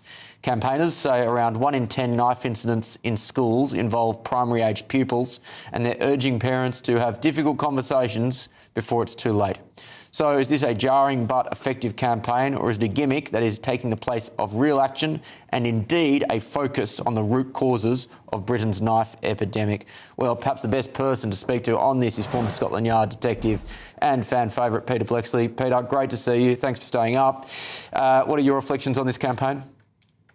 In the lifetime of my wonderful mother, who is still with us, Britain has gone from the nation that stood alone at one point against the might of the Nazi war machine to being reduced to showing pictures of slashed teddy bears because, quite frankly, absent or pathetic, lamentable parenting and a lack of discipline in our schools and more widely in society has got us to this sad, sad point. How utterly ridiculous that we have to have images of rubber ducks, dolls and teddy bears with knife wounds to try and encourage pathetic parents to have conversations with their kids. How much further can this once great nation fall? The other conversation that needs to be had here, and I think it's a conversation which this government would like to avoid, is that I imagine when you started your career as a detective, knife crime was considerably lower, and now it has reached epidemic levels, particularly in major cities. That has coincided with the rise of mass migration. How does that play into this story? Knife crime was much lower. Punishments were more appropriate. The carrying of knives was much less common than it was today. And in part, that was due to the fact that if you took a knife out onto the street, there was a pretty high chance that you were going to get stopped and searched by a police officer. And, of course, arrested if you have that knife. But hark, already I can hear the left-wing lunatics shouting and complaining about the mere mention of stop and search because they don't like it.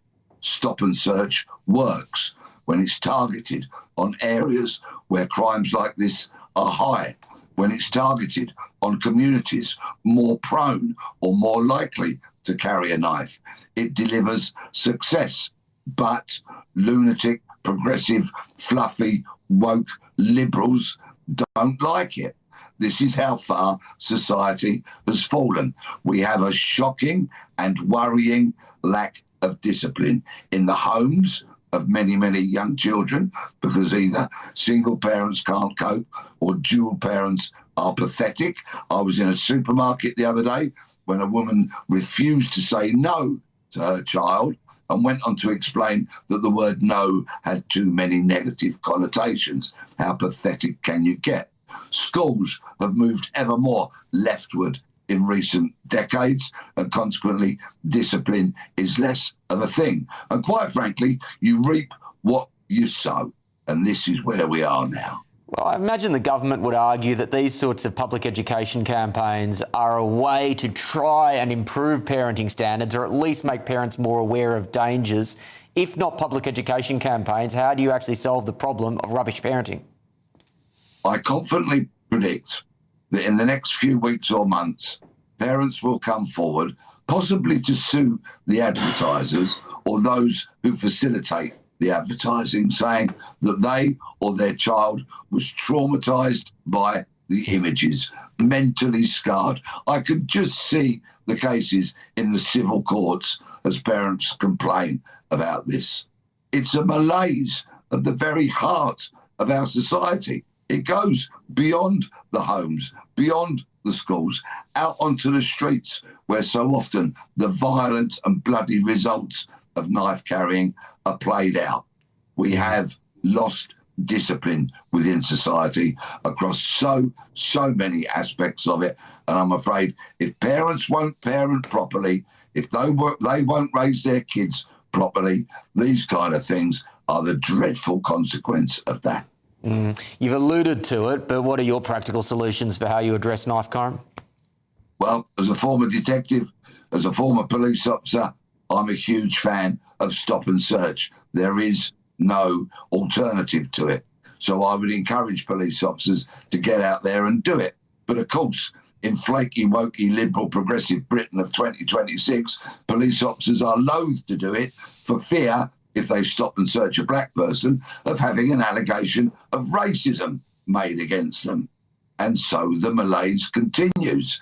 And I make no hesitation whatsoever about repeating the D word. We need discipline in our public services, in our schools, and in the homes of our children. Until we actually grasp that very simple concept and impose it, my wife uses a slightly fluffier word. She says boundaries rather than discipline. Well, call it what you will. Until children are taught the difference between right and wrong and they're told what to do firmly but lovingly, this kind of stuff may regrettably still be necessary. Typically barnstorming contribution. Peter, thanks very much. Thank you. Woke, liberal, airy-fairy, progressive Britain in 2026. I didn't quite get the words, but that was the sentiment, and I agree wholeheartedly, Paul Cox. What were your reflections when you saw those images of this recent public education campaign? Well, first of all, God bless Peter Blexley. That just livened us all up at, 2:45 in the morning. So thank you, Peter. Hope you get a restful night's sleep. The well-deserved winner of the GB News Favourite Contributor Award on the We Love GB News Facebook page. I know I'm certainly not annoyed at all that I got the silver medal in that, but that's not mean I'm a sour loser or anything. But yes, deserved winner. Yeah, I didn't mind losing to Peter Blexley, but coming nowhere against Will Kingston was a big, bitter pill for me to swallow. But I'm over it. I'm over Angie and Mo, who organised the whole thing. I didn't make anywhere near the top. But anyway, don't worry about it. Look, what I would say is I think Peter's nailed it, actually. I think those images are going to disturb children. I was looking at the figures when Peter was on, just to get some idea. 25% of knife crime is committed by those under 17, so therefore children. So it's not a massive proportion, but it's still a quarter of all knife crime. The vast bulk of knife crime is committed, because I was thinking to myself, look, I grew up on a council estate near Portsmouth in the 80s and 90s. I never knew one person who carried a knife, not one person who carried a knife ever during those times. And I knew some right scallies, trust me. All fighting was done with fists, as far as I remember. No one carried a weapon. It was seen as non-Queensberry rules. Something's changed, and I looked at what that is, and turns out there's a demographic change, and I'll get onto that in a minute. But nearly all knife crime takes place in either London, Birmingham or Greater Manchester in this country. The vast majority of it takes place in inner cities and is disproportionately represented by, unfortunately, young black men. So when Peter was talking about stop and search, what he's saying is it's kind of racist to stop and search. It's discriminatory, so they don't do it. What I want from all police officers and anyone in charge of crime is to discriminate against criminals, against innocent people. If it just so happens that we in some areas have a disproportionate number of people with a different colour skin tone, then so be it. Go into those communities and ask why. Now, when I started comedy at the London Comedy School. All money generated by the London Comedy School went to young black kids. It was a charity to stop knife crime. This is 15 years ago now. It has been commonly known for a very long time where the problems tend to lie. It doesn't mean that white kids aren't committing crime, of course, with knives. They are, but disproportionately young black men are. So we need to go into those communities and support them and ask the question why, not turn a blind eye. Now, Lewis, of course, it is difficult to get data on this because the government is reticent to provide breakdowns of data by ethnic and cultural crime data by ethnic and cultural groups. But I think many people would actually acknowledge the bleeding obvious that there are cultural undertones to the knife crime epidemic in the major cities of this country. Look, I'm a father, first and foremost. I've got 3 kids. I don't really care how uncomfortable it is. We have to deal with the issue, right? I mean, I am terrified as a parent of all the dangers. You know, I've got a 17-year-old running around out there. I do worry about this. So, you know, with this campaign, maybe it is a bit gimmicky, and I would question, you know, parents like me think about this stuff all the time. My 6-year-old, well, I've got a 5-year-old, but they're not running around with a knife. So I do wonder if it'll impact the right parents. But realistically, if this saves just one life, to me that was worth it. Victoria, your thoughts? Well, they're definitely images that get conversations going. I hope that people take them more as a warning than as a prescription, because I think that there are some teenagers that might see that and say, oh, look, it's being so normalized. Look at this. I mean, I don't know if this was what was going around when you all were in school, but cutting was actually a thing. Sorry, I don't know if we have to put a trigger warning on any of this per Ofcom regulations, but you know, it's when people self-harm, and that was, you know, unfortunately quite popular as I was growing up with kids in a lot of ages, and you know, teenagers, you're going through a lot, and that was something that people resorted to, and that was kind of actually what made me kind of brought my mind back to that time when, you know, I would see people come to school with obvious signs of self-harm, and so, you know, that's actually what this made me think of. I don't know if that was necessarily the intent, but hopefully it serves as more of a deterrent than a suggestion for people that may be looking to partake in that. It's an interesting insight which I hadn't considered. Greg, the problem in many American cities is less around knife crime and more around gun violence. Once again, there is particular communities and groups which disproportionately commit those crimes. Do you think these sorts of public education campaigns genuinely make much of a difference when you're trying to solve those thorny criminal problems? No, of course not. And my favorite green room friend in the UK is Peter, and I was really glad to see him on the show tonight. But he's absolutely right. It's discipline and it's policing. So instead of wasting money on these advertising campaigns, how about hire more police? You know, and we do have similar metrics here in the US. You know, the argument would be don't bring a knife to a gunfight.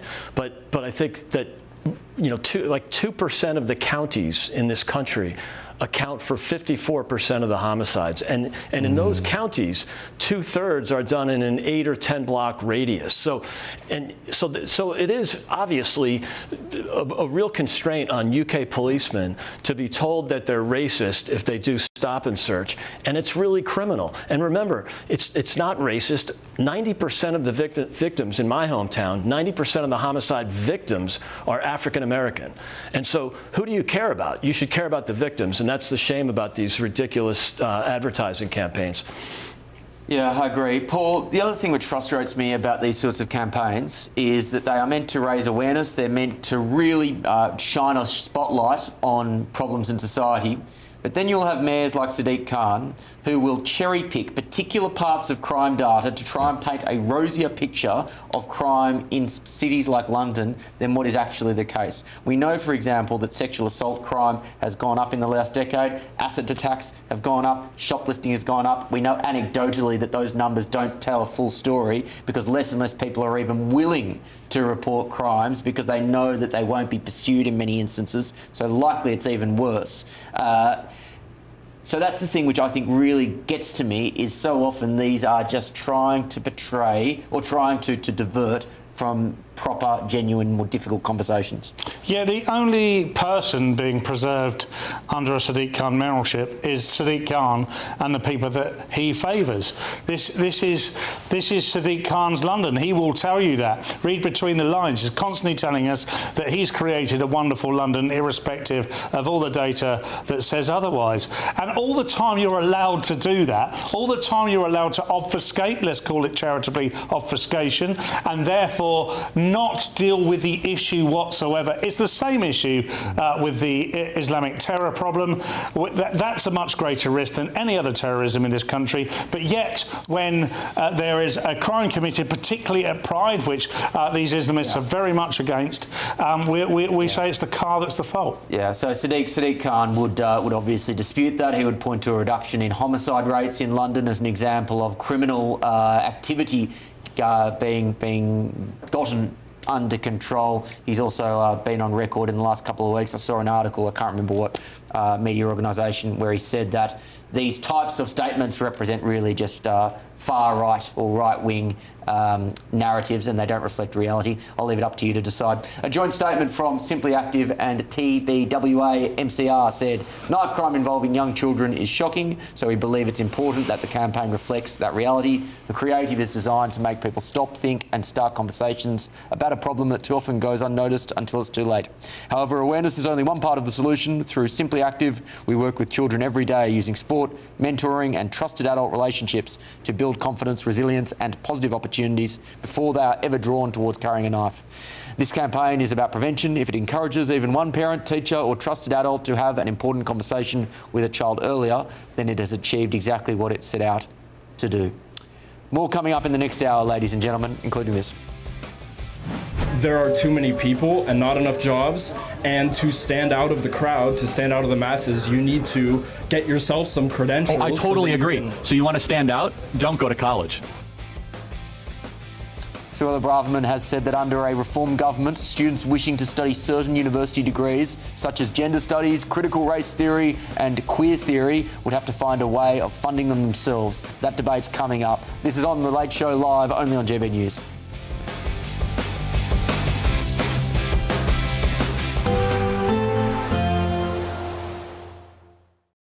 Today, clouds overhead, total zen within. Boxed Solar sponsors the weather on GB News. Good morning and welcome to your latest GB News weather update from the Met Office. Well, it's going to be a hot and muggy day for some parts of England and Wales, and a quite humid picture elsewhere too, with the potential for some rain or showers, mainly in the north of the UK today, and more particularly Scotland. So a pretty damp start to the day for the central belt, and the rain will gradually push its way ever so slightly further north as we go through into this afternoon. Showers will form across Northern Ireland and southern Scotland too, and there may well be just one or two very isolated hit and miss showers across England and Wales. But here it's mostly about the heat and humidity. A really hot day across the southeast of England in particular, the mid-30s Celsius possible, and quite likely the low 30s more widely across England and the east of Wales. The potential is there also for one or two late afternoon and evening showers, possibly thunderstorms, so don't take the graphics too literally. We could see one or two showers further south and east than these graphics suggest, but generally speaking it will be the further north and west you come where the greater the chance of seeing some rain this evening, more especially across Scotland, but the rain will tend to become more showery away from the north as we go towards the second half of the day. A pretty humid picture though through this evening wherever you are, an increasing chance of some longer spells of rain developing, some heavy outbreaks perhaps for parts of North Wales, but generally the chance of rain or showers in many northern and western parts of the UK overnight tonight. Further south and east staying largely dry, but again the chance of one or two heavy showers or thunderstorms. An uncomfortably warm night for sleeping, quite humid, temperatures perhaps staying in the high teens Celsius in some southern areas. Now for Tuesday, it's going to be a slightly less hot and humid day for most, and certainly a pretty wet day across parts of northern Scotland. An increasingly breezy picture here, the winds funneling down through the Irish Sea as well later in the day. The chance of some scattered showers breaking out pretty much anywhere across the UK, but that chance is lowest towards the south and the east. And here we'll hold on to some heat. Temperatures might well approach 30 degrees Celsius in the east of England, but cooler for most. Today, clouds overhead, total zen within. Boxed Solar sponsors the weather on GB News. Thank you, Britain, for making GB News Radio such a huge success. Whether you're in the car, on the go, or listening at home, thank you for choosing us as your radio station.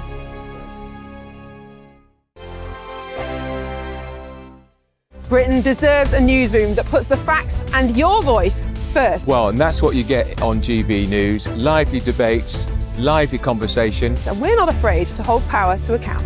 And each other. So join me, Andrew Pearce. And me, Miriam Cates, for Britain's Newsroom, weekdays from 9:30 on GB News. Britain is not just a geographical expression.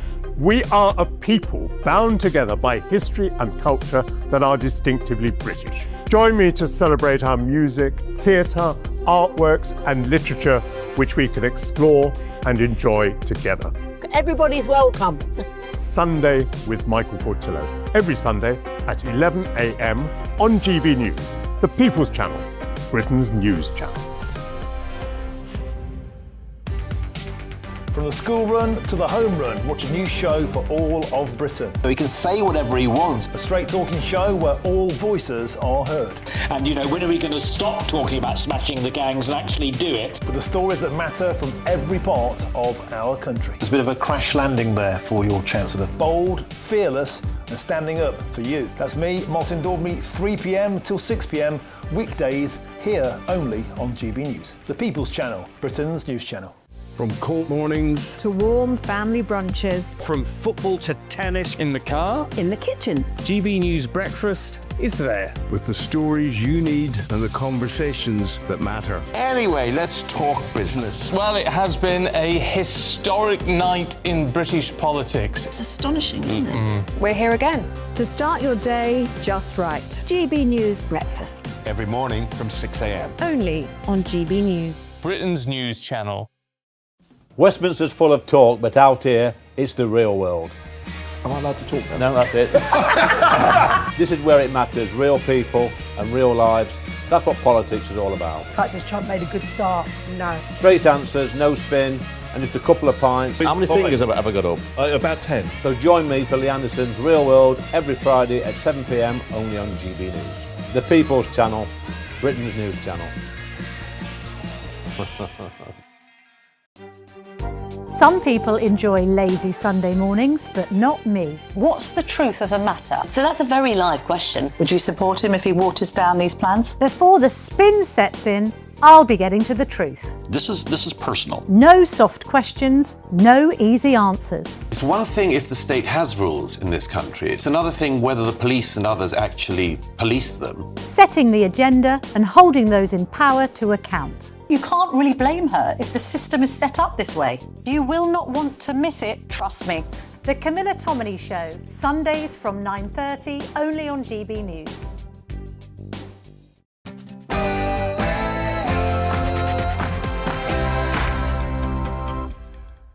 Live from London, England, this is GB News with the stories shaping Britain and America. Coming up. And I have warned Jordan Bardella, who is the bookie's favourite, to be the next French president, that after £800 million of British taxpayers' money has been given to the French government to stop these boats from leaving, that if necessary, we'll get the Royal Marines to tow the boats back to the French beaches. And he gulped hard. Well, I'm not quite sure what this means, but Andy Burnham has vowed to be relentless in tackling the number of migrant crossings in the English Channel on small boats. Reform UK have been more concrete in their comments, claiming they will launch the largest military operation in the English Channel since World War II. Who do you trust to fix this? Also, that is why today I'm reaching out to put personalities and our past disagreements aside for the good of the country. in a surprising development, Rupert Lowe has offered an olive branch to Nigel Farage. He's pledged to put personal animosity aside in a bid to unite, reform and restore. Is this finally the time to unite the right in the United Kingdom? Also, really enjoy it. I mean, we don't get it very often, do we? So we've got to make the most of it. I won't be out and about too much, I'll be honest with you. don't like the sun. I'm not a big lover of the heat. I've got water with me and I've got suntan lotion, so yeah, I think it's fine. it's being reported that Britain could face shortages of certain foods after punishing drought across the country left crops withering in fields and farmers battling to salvage this year's harvest. Just what is to blame? Also, I can also reassure the community right now, we believe that the threat to the community is over. The suspected shooter in this incident is deceased. A gunman killed 3 people and wounded others in a shooting at a restaurant in Idaho on Saturday before fatally shooting himself. Just what can America do, if anything, to end its epidemic of gun violence? And there are too many people and not enough jobs, and to stand out of the crowd, to stand out of the masses, you need to get yourself some credentials. Oh, I totally agree. So you want to stand out? Don't go to college. Suella Braverman has said that under a reform government, students wishing to study certain university degrees, such as gender studies, critical race theory and queer theory, would have to find a way of funding them themselves. Without giving too much away on my position, bravo! We'll be discussing that and more. I'm Will Kingston and this is The Late Show Live.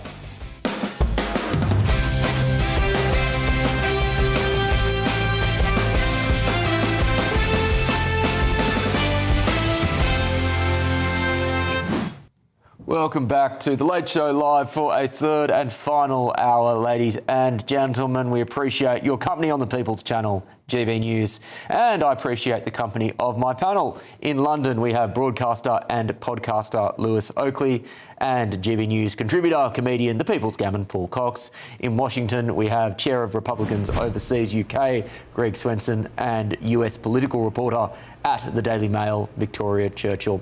Thank you very much for joining me once again, team. Let's go to the top news at the top of this hour, and that is that Britain could face shortages of certain foods after punishing drought across the country leaves crops withering in fields and farmers battling to salvage this year's harvest. The president of the National Farmers Union, Tom Bradshaw, is warning that livestock farmers have been forced to use their winter feed because the dry weather has stopped grass from growing, and is urging the Prime Minister to act, calling for tax breaks to help farmers build reservoirs and water storage systems to better prepare for the future. Drought has now been declared across large parts of England and the whole of Wales, with more than 20 million people now living under hosepipe bans. So, as extreme weather becomes more frequent, is Britain doing enough to protect its farmers and the country's long-term food security? With me now, the leader of the Climate Party, Ed Gemmell. Ed, good to see you. I'll pose that same question that I just posed to the audience. Is Britain doing enough to protect its farmers? No. I mean, we're not. We've got to move faster and harder on this.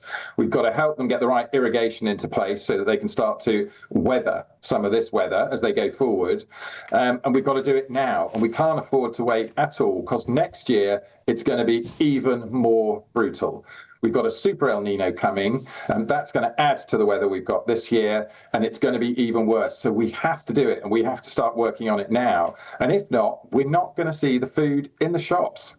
And that's where we're going at the moment. I mean, I've been running in the fields in Buckinghamshire, and they're all being, ploughed up now. Harvests are being brought in already, and things are looking really arid and dry. We're having a really serious place now, and we've got to get on it and solve it now. We cannot expect our neighbours to be supplying the food to us, because they're suffering even worse problems. And other things are occurring in different places around the world. We have to solve it now. Of course, under Keir Starmer's Prime Ministership, there was a very public, I guess you'd sort of say, feud between farmers and the government on the subject of inheritance tax. I can't imagine at the moment that the relationship is particularly strong. How can the Labor Party go about improving that relationship with local farmers? I mean, I think the first thing is to go out and show you care and show you've got a vision. Show that you've done your work, and not a consultation that takes 6 months or 2 years to do, but get out there, say you've heard the calls for action, you're taking action now. The mission is to make our farming, our agriculture in the UK facing up to climate change, and have it all working within a year, 2 years, 5 years, and say these are the subsidies that are going to be in place, and this is what we're going to help you do. And number one is irrigation. Making sure we can collect the water and we can get it out in the fields, and we can keep it going even during droughts. You mentioned climate change there. Is net zero making it harder for farmers to run a profitable business? I think it is at the moment, but I think in the UK, we could be changing it around in the same way we could for industry. We have to have a proper net zero strategy that is actually not just about getting to net zero. It's about us doing it in a way that is better, faster, and more considered than in other countries. And then we need to be exporting the techniques, the industries, and the innovations that we've been making in the UK, so that we get export revenue for the UK and drive up our GDP. And we should be doing that through every sector, including in agriculture. But how do you square that circle? And if you want to get to net zero better and faster, but you also concede that at the moment net zero is actually costing us more money, even if there are long-term economic benefits, which some people may dispute, but how do you actually then say in the short term we're going to make sure it's easier for farmers who are already doing it tough? Well, the first thing is net zero isn't costing us money. I don't know why we keep talking about that. All investments in all companies in every single situation means money invested. And what's actually happening here, and we've seen on reports coming out for more than 5 years from the Confederation of British Industry, is that it's actually making us money. We've got the net zero economy in the UK now up at about 500 billion. It's been growing at 10% a year for nearly 5 years now. It's actually supporting the main economy. Without it, our economy, certainly on a productivity basis, would be in free fall. So actually, net zero has been doing the opposite. Does of that what's model been suggested by people like Kenny Badenoch and Richard Tice? Ed, does that modelling take into account the cost on industry across all sectors for increased energy prices, which is now for industrial energy the highest in the world? Yeah, I mean, it does take it into account because actually what it's looking at is it's looking at the gross domestic product being sold, which obviously is being sold based on the energy prices that are going into it in the first place. But in the energy industry as well, there are vast opportunities for us and we've got to get on top of them. And no one can understand why we're not. Whenever I talk, whether I do speeches or whenever I talk to people in the street or on the doorstep, and we talk about our dereliction of duty in relation to tidal power, wave power, geothermal, just in tidal power alone, we could be doing 20 gigawatts of power around the UK. And if we'd invested in it 30 years ago, it would be as cheap as solar, if not cheaper than solar and wind by now. And we would be exporting it in the tens of billions every year. It is absolutely crazy that we don't do these things. Ed, I don't have a problem with investing in renewable energy sources, but why can't you invest in renewable energy sources and at the same time not effectively put a ban on fossil fuels, which is what net zero really is? Why can't you just do both? I think the first thing is that if you're trying to get off heroin, you don't keep taking it. I think the best thing to do is to get off it, go for a run, find another way of getting your hits, and then you don't have to go back. Don't stop chasing the dragon. I mean, that's the number one bit. We have got to stop chasing the dragon of fossil fuels. But again, I go back to it. If we'd done this 10, 20, 30 years ago, we would have total energy security, hugely dropped energy prices, and our net zero industries in this country would be flourishing even more than they already are. It wouldn't be 10%, they'd be doing 15 or 20% growth. We've just got to bite the bullet now. And if we keep going back to do the old stuff that actually loses us money, there is no extra money coming out of more drilling of fossil fuels for the UK, but there is lots of extra money coming out of tidal power, wind, and getting ahead in lots of other industries. Agriculture, one. But in main industries, we should be doing green cement and green steel in this country, cross-laminated timber, and all the other enabling industries that allow our manufacturing to flourish and stop importing stuff from China. Let's do it here. Ed, a quick word on your response to Andy Burnham's, the suggestion that Andy Burnham will try and maximise at least existing licences in the North Sea? I mean, that's just chasing the fossil fuel dragon, and it's completely stupid. The tax system that we have set up at the moment for fossil fuels is, yeah, we tax them a lot on their profits, but we give them so many tax incentives to get started. We pay for their entire setup costs. We pay for their entire cleanup costs. We give them more tax rebates all the way through. And even if any profit would come out of those companies and we get the chance to get a little bit of tax on it, those actual profits don't go to British shareholders anyway. They all go abroad. It's completely ridiculous. Let's invest in the opportunities for us in Britain that are ongoing, growing, and drive exports like tidal power, like wind, wave, geothermal. Ed, thanks for your time this morning. Pleasure. Let's go to the panel. I'll start with you, Paul. I must admit, I haven't seen that study which suggests that there is a £500 billion, I think it was a year, that Ed said, advantage of net zero. I have my doubts, ladies and gentlemen. I have my doubts. What do you think? Interestingly, Ed, who often speaks a lot, I can listen to Ed talk about this subject, and this is a subject I find very difficult to consume because it's often full of sort of zealotry and hyperbole in order to try and convince people. It's an emotions and vibes-based industry, the climate fear and alarmism. But Ed Gill speaks, I think, very well on this. There were a couple of things there that pricked my ears slightly, and Ed didn't mention solar a lot during this. And I usually hear him mention solar because solar, unfortunately, is doing incredibly well in 2026 because of all the good weather being produced by climate change. In fact, in July 2026, nearly 15% of all the UK's energy supply was provided by solar. That was up for 50% on July last year. And the reason that I think someone like Ed leaves that out, assuming he didn't do that deliberately, is because it's kind of inconvenient.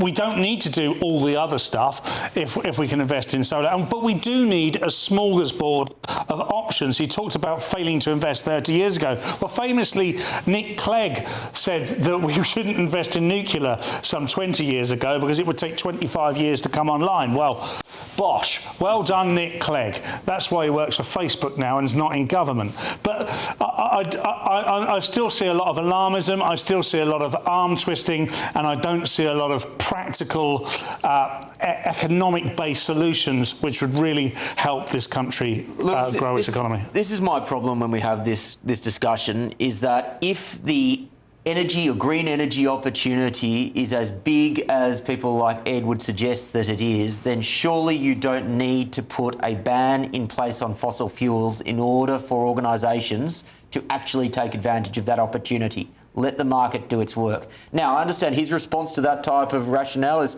well, we've just got to grasp the nettle, or we've got to stop chasing the dragon in order to actually seize that opportunity.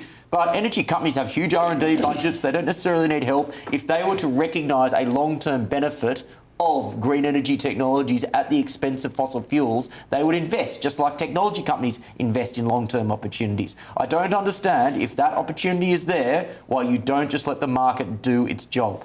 Yeah, we half agree on something. We got there only 2.5 hours in. Look, I think with net zero, people tried to go too fast, too far. It freaks a lot of people out. People saw their bills going up.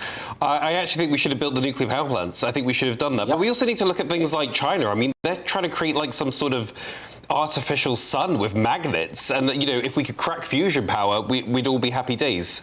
But a lot of this has been about, and what he was saying, we should have done this 30 years ago, we should have done this 30 years ago. What we should have done about 30 years ago is build new reservoirs. I mean, we're talking now about drought.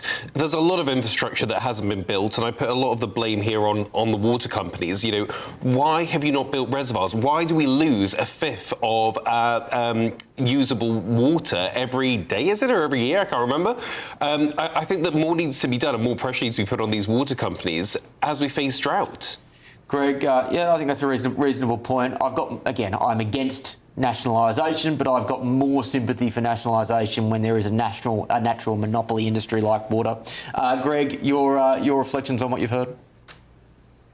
Yeah, well, I think poor Ed, he wants his 2021 back, when that kind of net zero nonsense peaked. And think about it, 20 years ago, the UK was energy independent. They were a net exporter of energy. And look at the country now, paying 4 times for energy than businesses, the businesses pay 4 times as much as our businesses in the US pay. You're even paying 40% more than the Germans pay, which is really outrageous. So look, it's been so self-destructive for the country. And I know Ed mentioned there's some, GDP growth or economic benefit from all this investment in wind and solar or alternative energy. Yeah, the government's not exactly the best allocator of capital, right? No. If you throw enough money at something, you'll create some jobs. Of course you will. But you're getting $1 billion of GDP for $2 billion of government taxpayer redistribution. It doesn't work. Let the free market figure it out.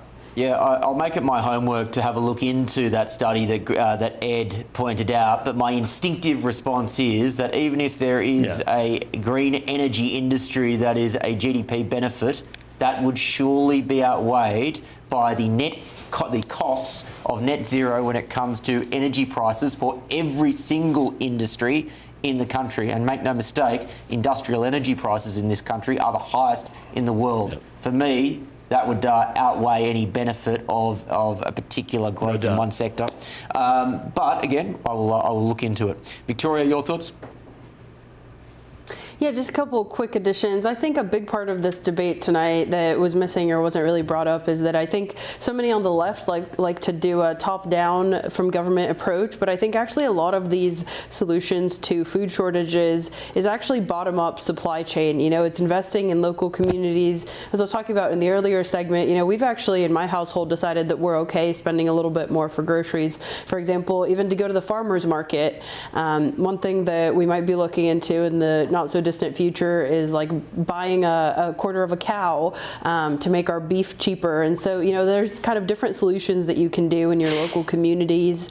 And, I'm not too sure how robust kind of the farmers market culture is over in the UK, but at least where we are here in Northern Virginia, just outside of DC, it's very robust, very popular. There's lots of different farmers markets, lots of different vendors. A lot of the times, and I think actually to my familiarity, and I actually spent some time, also was talking earlier about side hustles. I actually spent some time working in farmers markets in my early 20s here, having some side jobs. And so actually one of the regulations that I learned is that they can't limit to like one vendor of each kind. So you can have a produce vendor, and you'll have at least two in most cases. And so talking about capitalism and competition, there's so much that exists. I think just as long as you're willing to go look for it.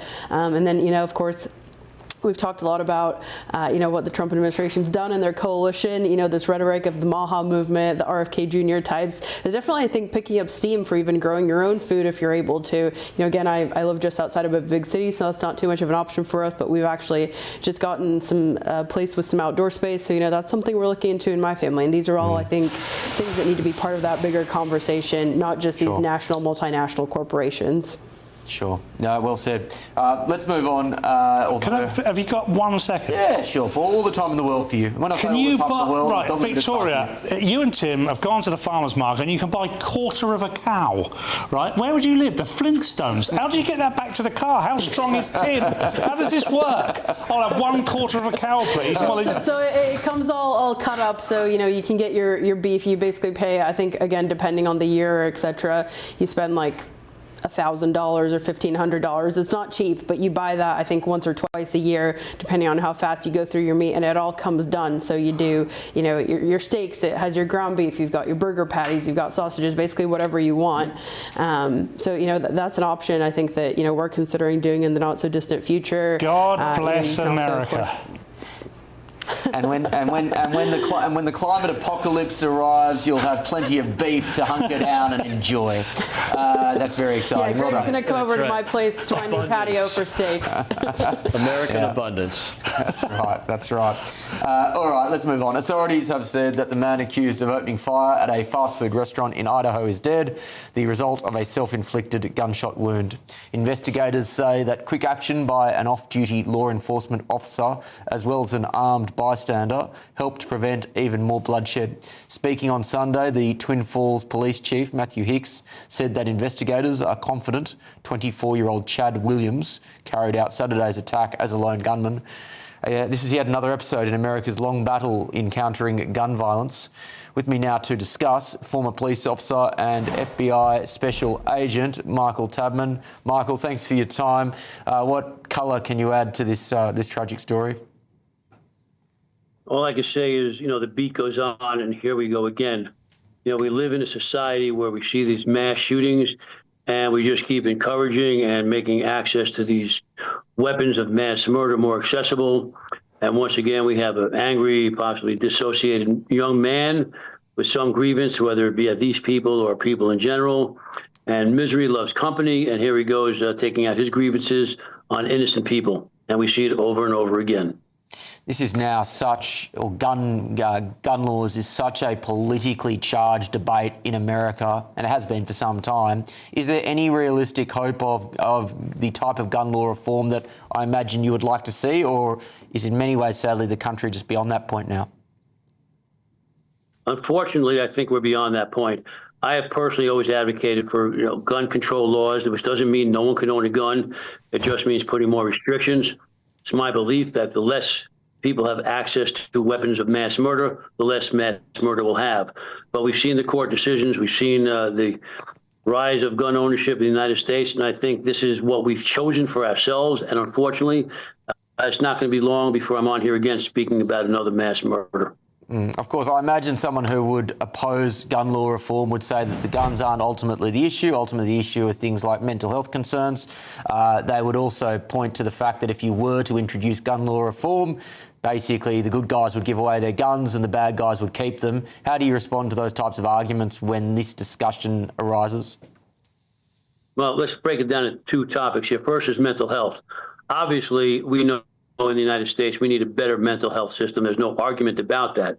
But on my own show that I had years ago, Crimes and Times, I've interviewed many mental health professionals, since I retired from the FBI about these gun shootings, and they'll all tell you the same thing, that if they had spoken to this individual before this happened, they most likely would never had made a diagnosis that would require, a hearing or a locking these people up against their will. They wouldn't have had that probable cause, nor would they have predicted the shooting that would come the next day.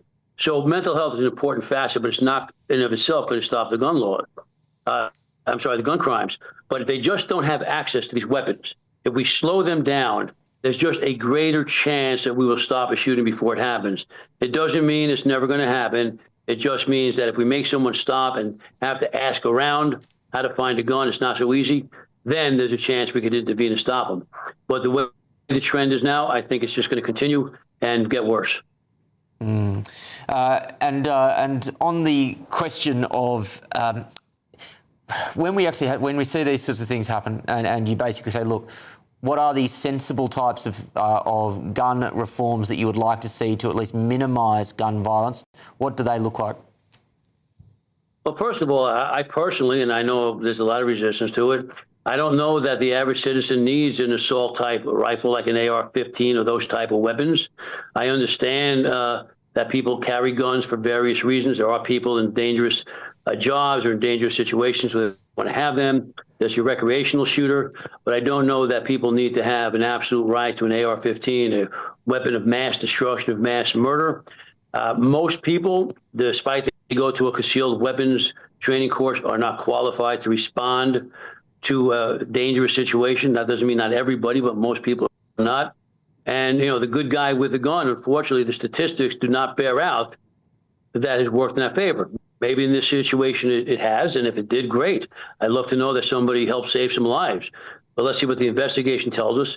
But again, going with statistics, I think we need to limit the access to these weapons to people who have been trained and people who know what it's like to face a dangerous situation, such as retired law enforcement or retired or off-duty military. Yeah, well said. Michael, thank you very much for your time this evening. Thank you for allowing me to come on. Let's go to the panel. I'll start with DC. Greg, I imagine you take issue with some of the comments there. What's your response? Yeah, look, anytime someone dies in a violent incident, it's a tragedy. It's horrible, whether it's guns, knives, or just beatings. I mean, it's sad. But I think we have to have some context here, and I sort of disagree with some of the earlier comments, but there is no epidemic of gun violence, right? I mean, gun violence is actually down. Homicide rates are down. 92% of violent crime in America has nothing to do with guns. It's non-gun crime is the epidemic, or if there ever was one. And also with the AR-15 thing is way overblown. 75% of mass shootings are done with handguns. Again, I mentioned earlier that 53% of the counties in America have no homicides. It's very isolated in very few places. And the last point, Will, is that we have a lot more gun restrictions, a lot more gun control now than we did a generation or two ago, and yet mass shootings and these incidents are increasing. So this has nothing to do with gun control. That hasn't really worked. I think it's the other issues. You mentioned mental health amongst other things. So I think the rifle or the AR-15 thing is way overblown, and of course even any gun violence is only 8% of the violent crime in the U.S.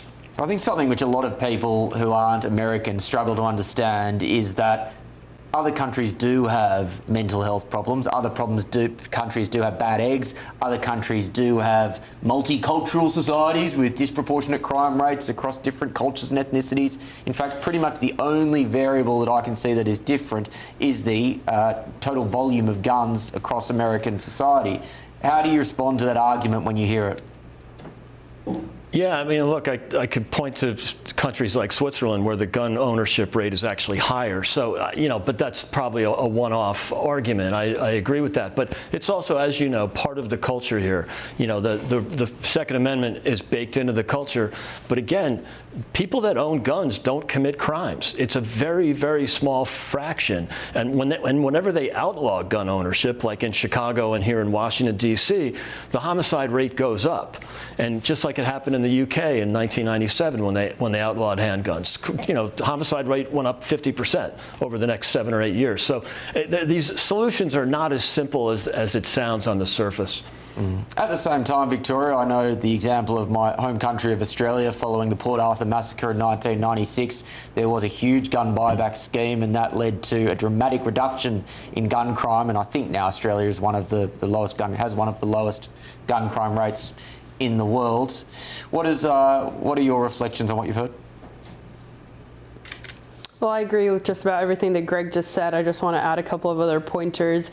So first off, on the idea of a gun buyback, I actually spent my first couple years in journalism as a firearms journalist, and I remember covering one particular case. I can't remember exactly where it was out of, but it was of some police department that wanted to do a gun buyback scheme. And the place where they wanted people to turn these guns in was a church, which churches are typically one of the few places, particularly for those that want to push gun control, they're considered sensitive locations. And so in most of these places, they're actually discouraged from bringing firearms to church. That just kind of goes to show that, it's only banned when they're not doing the gun buyback there. So that's point one. Second point is, what were we just talking about in the last hour? We were talking about the knife crime epidemic over in the UK. So that just goes to show, again, what we were talking about earlier, is that people have problems regardless of where they live.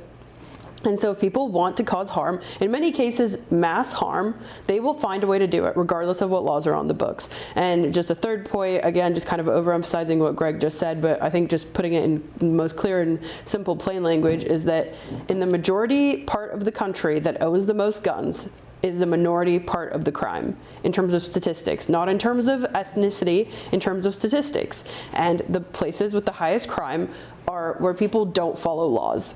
They don't follow any kind of laws, so they're not going to follow gun laws. And the only people that are disarmed by radical gun control policies are the law-abiding gun owners.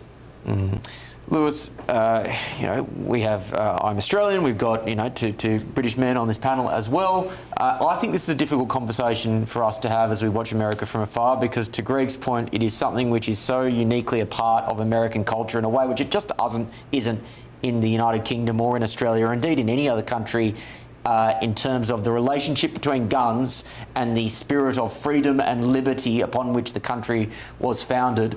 How do you feel about this conversation when we have it? Because I do struggle with it.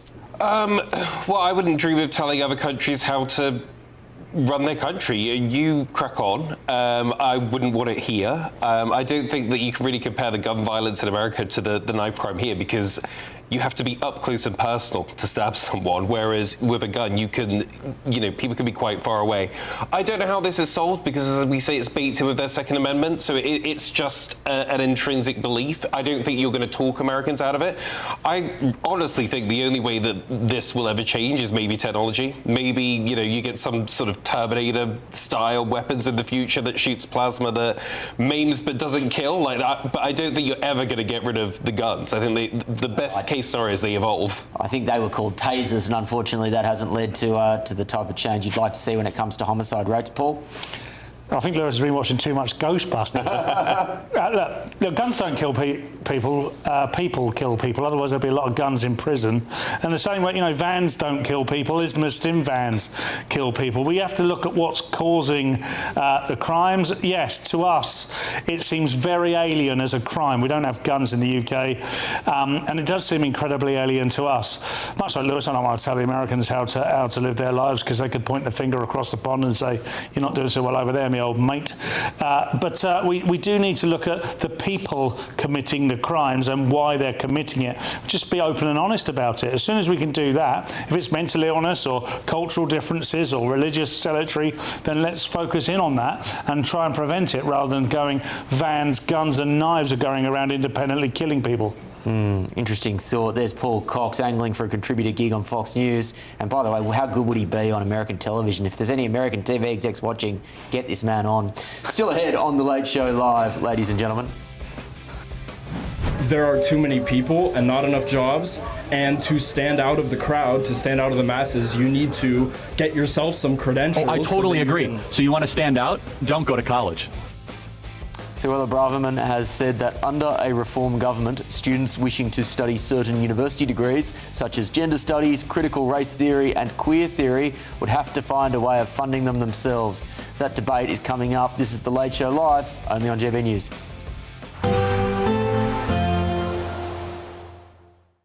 Expect warm spells with the odd rude interruption. Box Boilers sponsors the weather on GB News. Good morning and welcome to your latest GB News weather update from the Met Office. Well, it's going to be a hot and muggy day for some parts of England and Wales, and a quite humid picture elsewhere too, with the potential for some rain or showers, mainly in the north of the UK today, and more particularly Scotland. So a pretty damp start to the day for the central belt, and the rain will gradually push its way ever so slightly further north as we go through into this afternoon.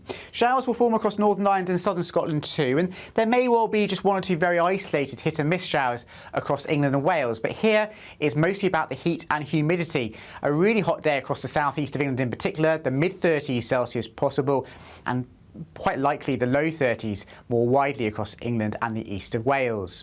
The potential is there also for one or two late afternoon and evening showers, possibly thunderstorms, so don't take the graphics too literally. We could see one or two showers further south and east than these graphics suggest, but generally speaking it'll be the further north and west you come where the greater the chance of seeing some rain this evening, more especially across Scotland, but the rain will tend to become more showery away from the north as we go towards the second half of the day. A pretty humid picture though through this evening wherever you are, an increasing chance of some longer spells of rain developing, some heavy outbreaks perhaps for parts of North Wales, but generally the chance of rain or showers in many northern and western parts of the UK overnight tonight. Further south and east staying largely dry, but again the chance of one or two heavy showers or thunderstorms. An uncomfortably warm night for sleeping, quite humid, temperatures perhaps staying in the high teens Celsius in some southern areas. Now for Tuesday, it's going to be a slightly less hot and humid day for most, and certainly a pretty wet day across parts of northern Scotland. An increasingly breezy picture here, the winds funneling down through the Irish Sea as well later in the day. The chance of some scattered showers breaking out pretty much anywhere across the UK, but that chance is lowest towards the south and the east. And here we'll hold on to some heat. Temperatures might well approach 30 degrees Celsius in the east of England, but cooler for most. Expect warm spells with the odd rude interruption. Box Boilers sponsors the weather on GB News. Here at GB News, we made a promise to tell your stories. And on the 6th of August, we're marking 5 years of doing exactly that. Celebrate with us by having your say. Join in the debates live on TV and radio. And tune in as your favourite presenters are live across the country, from Leeds to Aberdeen, from Belfast to Barry Island. Plus, join me in Essex for our biggest live show of the year. Tune in this Thursday, only on GB News, the People's Channel, Britain's news channel.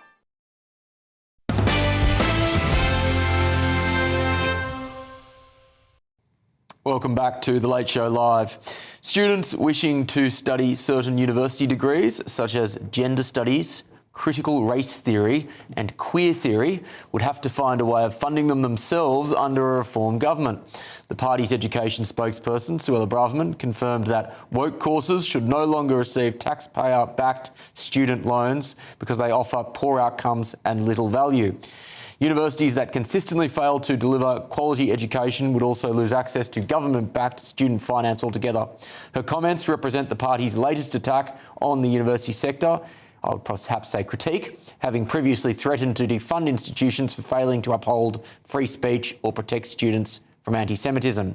The late Conservative activist Charlie Kirk debated students on this in his Prove Wrong style campus tours. 11 million job openings for trades. Yeah, you're using your muscles to get your daily wage, well, right? It's not just muscles, though. Like, for advanced engineering is not easy. That's not just picking up lumber and putting it on one side of the warehouse. That's very specific.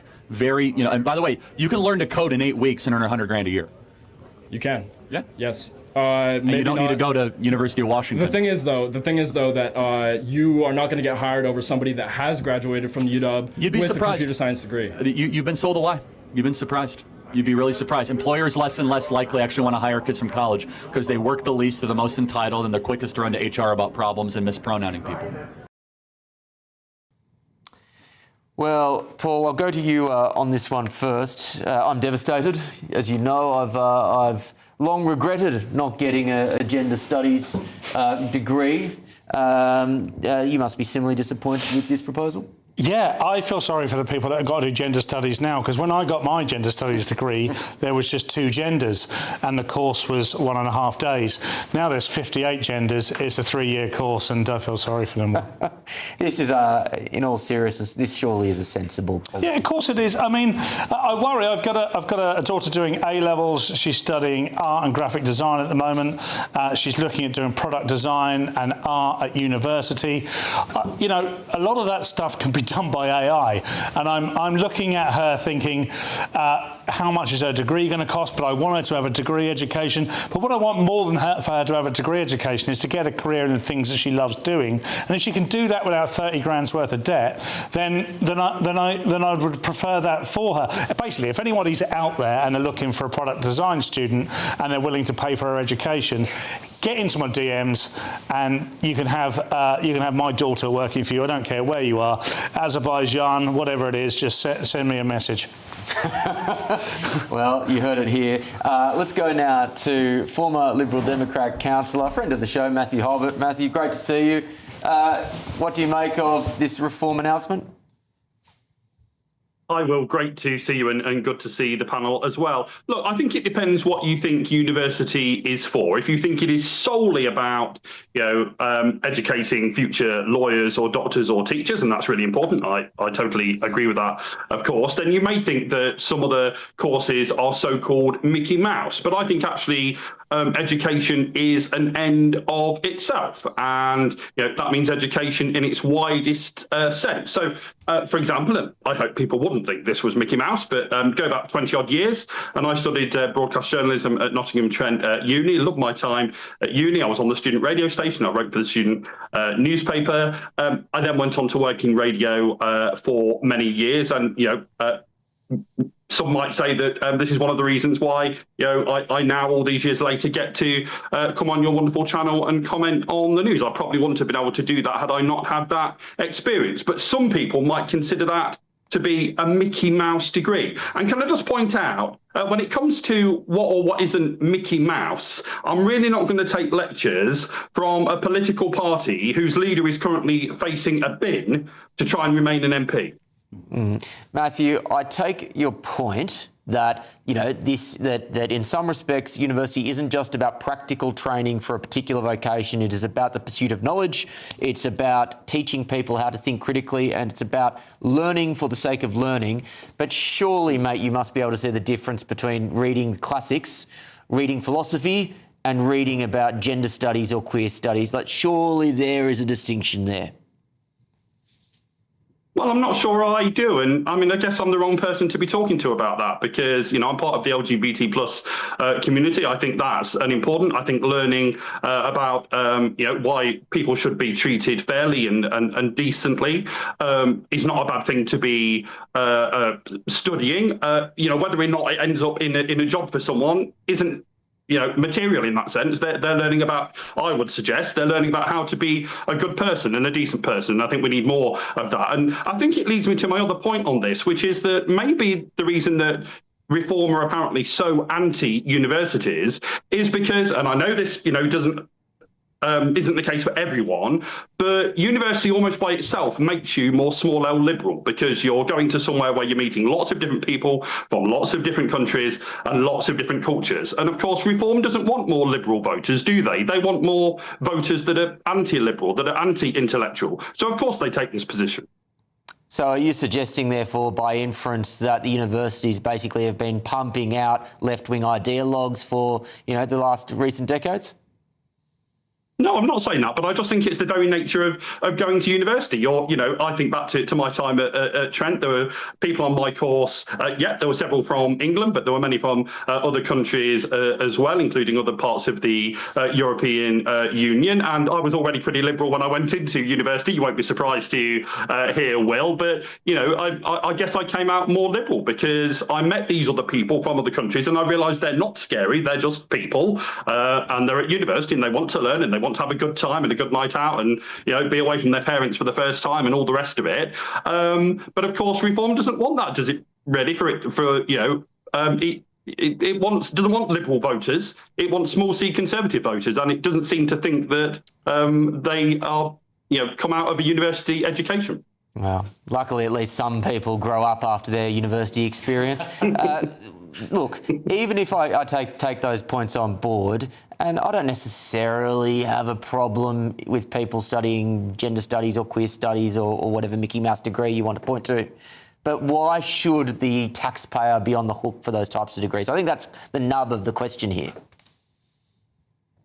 Well, are they, though? I mean, my party, quite rightly, and I opposed this at the time, but my party, the Lib Dems, still comes in for a lot of, attacks and people being very annoyed with us because we tripled tuition fees, something we never should have been a part of, by the way, but we did do that. And ultimately, people have to pay that back. Yeah, it's if they get a job enough, good enough paid to pay it back. But so ultimately, is the taxpayer on the hook for it? Depends how you look at it, I suppose. It does. Matthew, great to chat to you as always. Cheers. Take care. Let's go to the panel. I will start with, let's go to DC because woke universities is certainly a theme that runs through the tertiary sector in America. In fact, all of this woke nonsense in universities started in America. It's one of America's most tragic and awful cultural exports.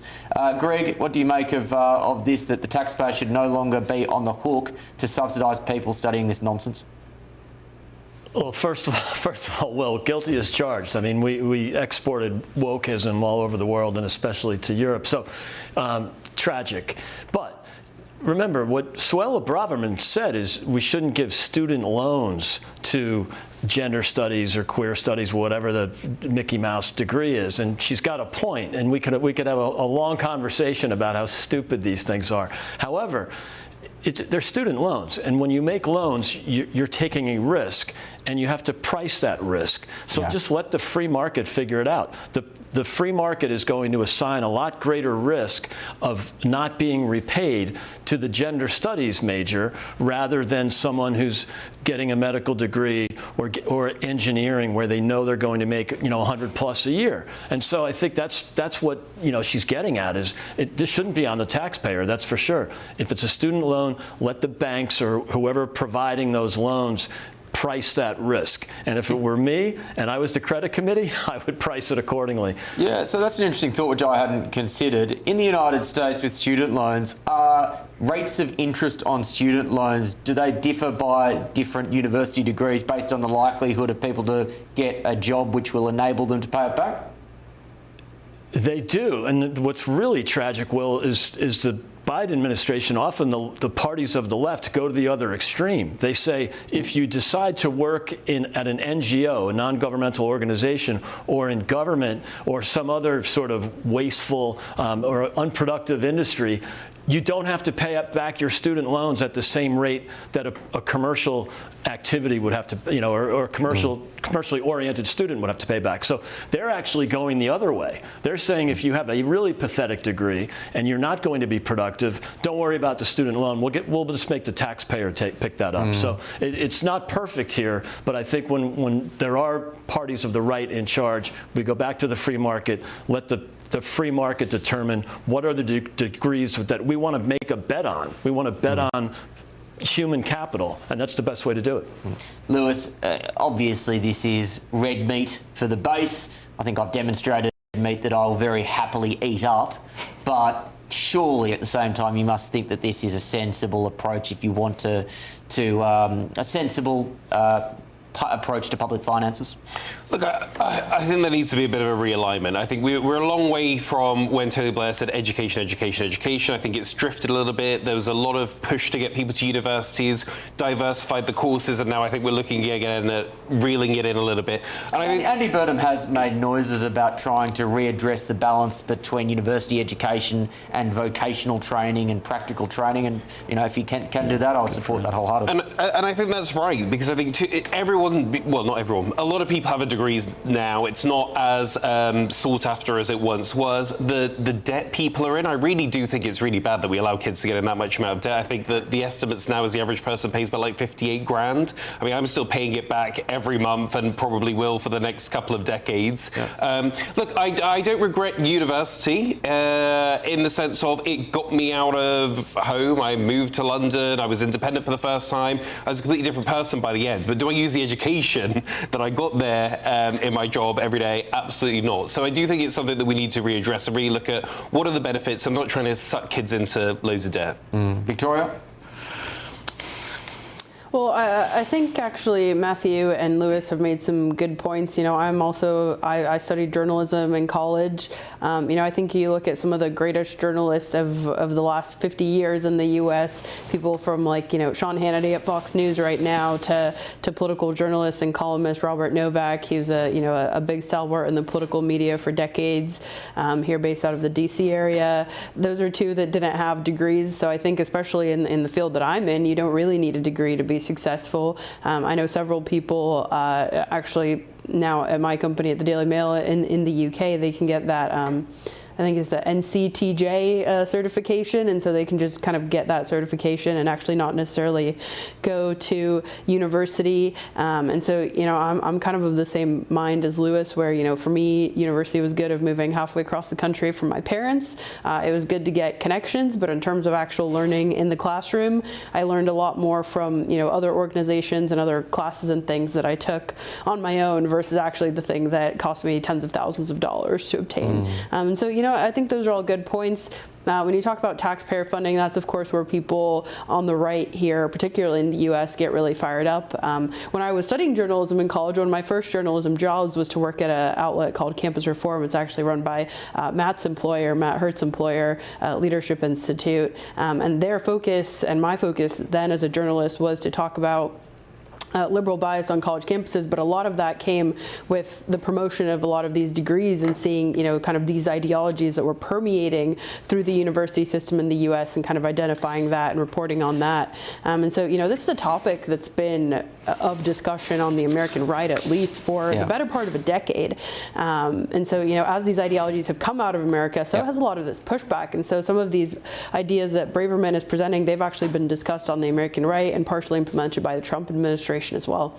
Yeah, that's right. Paul, the other thing I would say about this is it's easy just to laugh at these students who do these ridiculous degrees and just, you know, write them off as you know, sad, pathetic non-entities. But the reality is that many of these people who do these nonsense degrees are then taking up marketing jobs or HR jobs in corporates, and then they influence the policies in those organisations. And then before you know it, you are having DEI policies which are then shaping the culture of that workplace and by extension the culture of the nation. You know, how many of the you know, Johnny pencil pushers in police forces across the country did these sorts of silly degrees which then ended up having an influence on putting DEI into the policing system, for example? And we saw the tragic consequences of that with Henry Novak, and we see now how much money goes towards DEI and police, what, 600 odd billion since 2020 from the story that we discussed a few nights ago. So whilst, you know, Matthew will say, well, it's just about teaching people how to be kind, it's about being nice, all that sorts of nonsense, really there are pernicious consequences of encouraging kids to do these silly degrees because it ends up changing the culture of a country. Well, first of all, you've got to remove the incentive. It's a bit like the asylum seekers. They come here for welfare. If you remove the welfare as an incentive, they won't come. If you remove the incentive within massive corporates to have this type of understanding of the world, then there is no use for it whatsoever. I mean, Matthew made a great point. He went into university quite liberal and came out mega liberal. So that's one reason not to go to university. You end up like Matthew Holbert, God bless him, who I do love, and he's just been in touch to say that he was very tired. I hope he made sense. Matthew, you'd never made sense, mate. But you did. I thought it was actually one of his more coherent performances. You did do a great job, and I do love you, my big man. Look, and by the way, you don't need to go to university ability to, meet new people and get independence from your parents. You can do that as an exotic dancer. You can do that wherever you like. If you're an exotic dancer, you can make lots of money, trust me. I had a very successful exotic dancing career for 3 months in about 2003, and I'm still reaping the benefits for it now. So you don't need to go to university. I have a degree. My degree is in electronics. At no point tonight has anyone asked me to fix anything, and everything I do now is completely disassociated with anything to do with engineering whatsoever. So life will have a way of finding its way for you. We're programmed to do a certain thing, and nearly, I would say 90% of people end up doing something very different to what they thought they were going to do when they're 18 years old, and I am definitely one of those people. I have a Juris Doctor, a postgraduate law degree, and despite the fact that it is sometimes useful to keep an eye on potential defamation cases against Paul Cox, it is otherwise relatively useless on this channel, and I'm still paying for it. So the more that we can encourage kids to actually do something which is very practical, I think the better. A very quick question before we finish, because we have been talking about wokeism. Greg, do you think woke is dead? Dying, but not dead. It peaked in 2021. Victoria, again, this is... It's out of the popular zeitgeist, but I think it's really still rearing, in my view, its ugly head. You talk about coalition building, the left, the American left has their far left coalition, which of course, as we've talked about, is winning primary elections. So there are still definitely people that are pushing for it and pushing for it loud and hard. And, they're making inroads politically here, unfortunately, in the US. Lewis, is woke dead? I think having kindness and compassion is not dead, but I think that people have realised that maybe they push things a little bit too far, and we're reeling it back in a little bit. Paul? Well, woke isn't anything to do with kind and compassion, unfortunately, Lewis, otherwise it would be alive and well.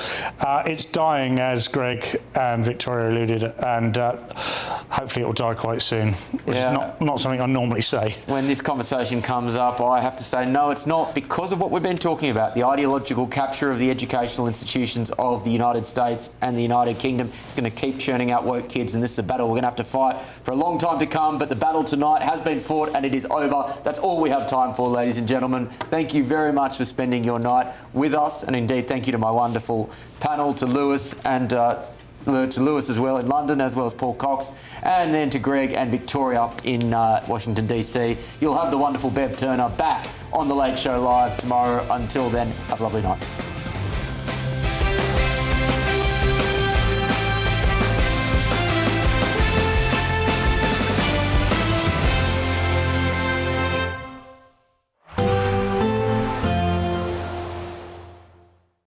Today, clouds overhead, total zen within.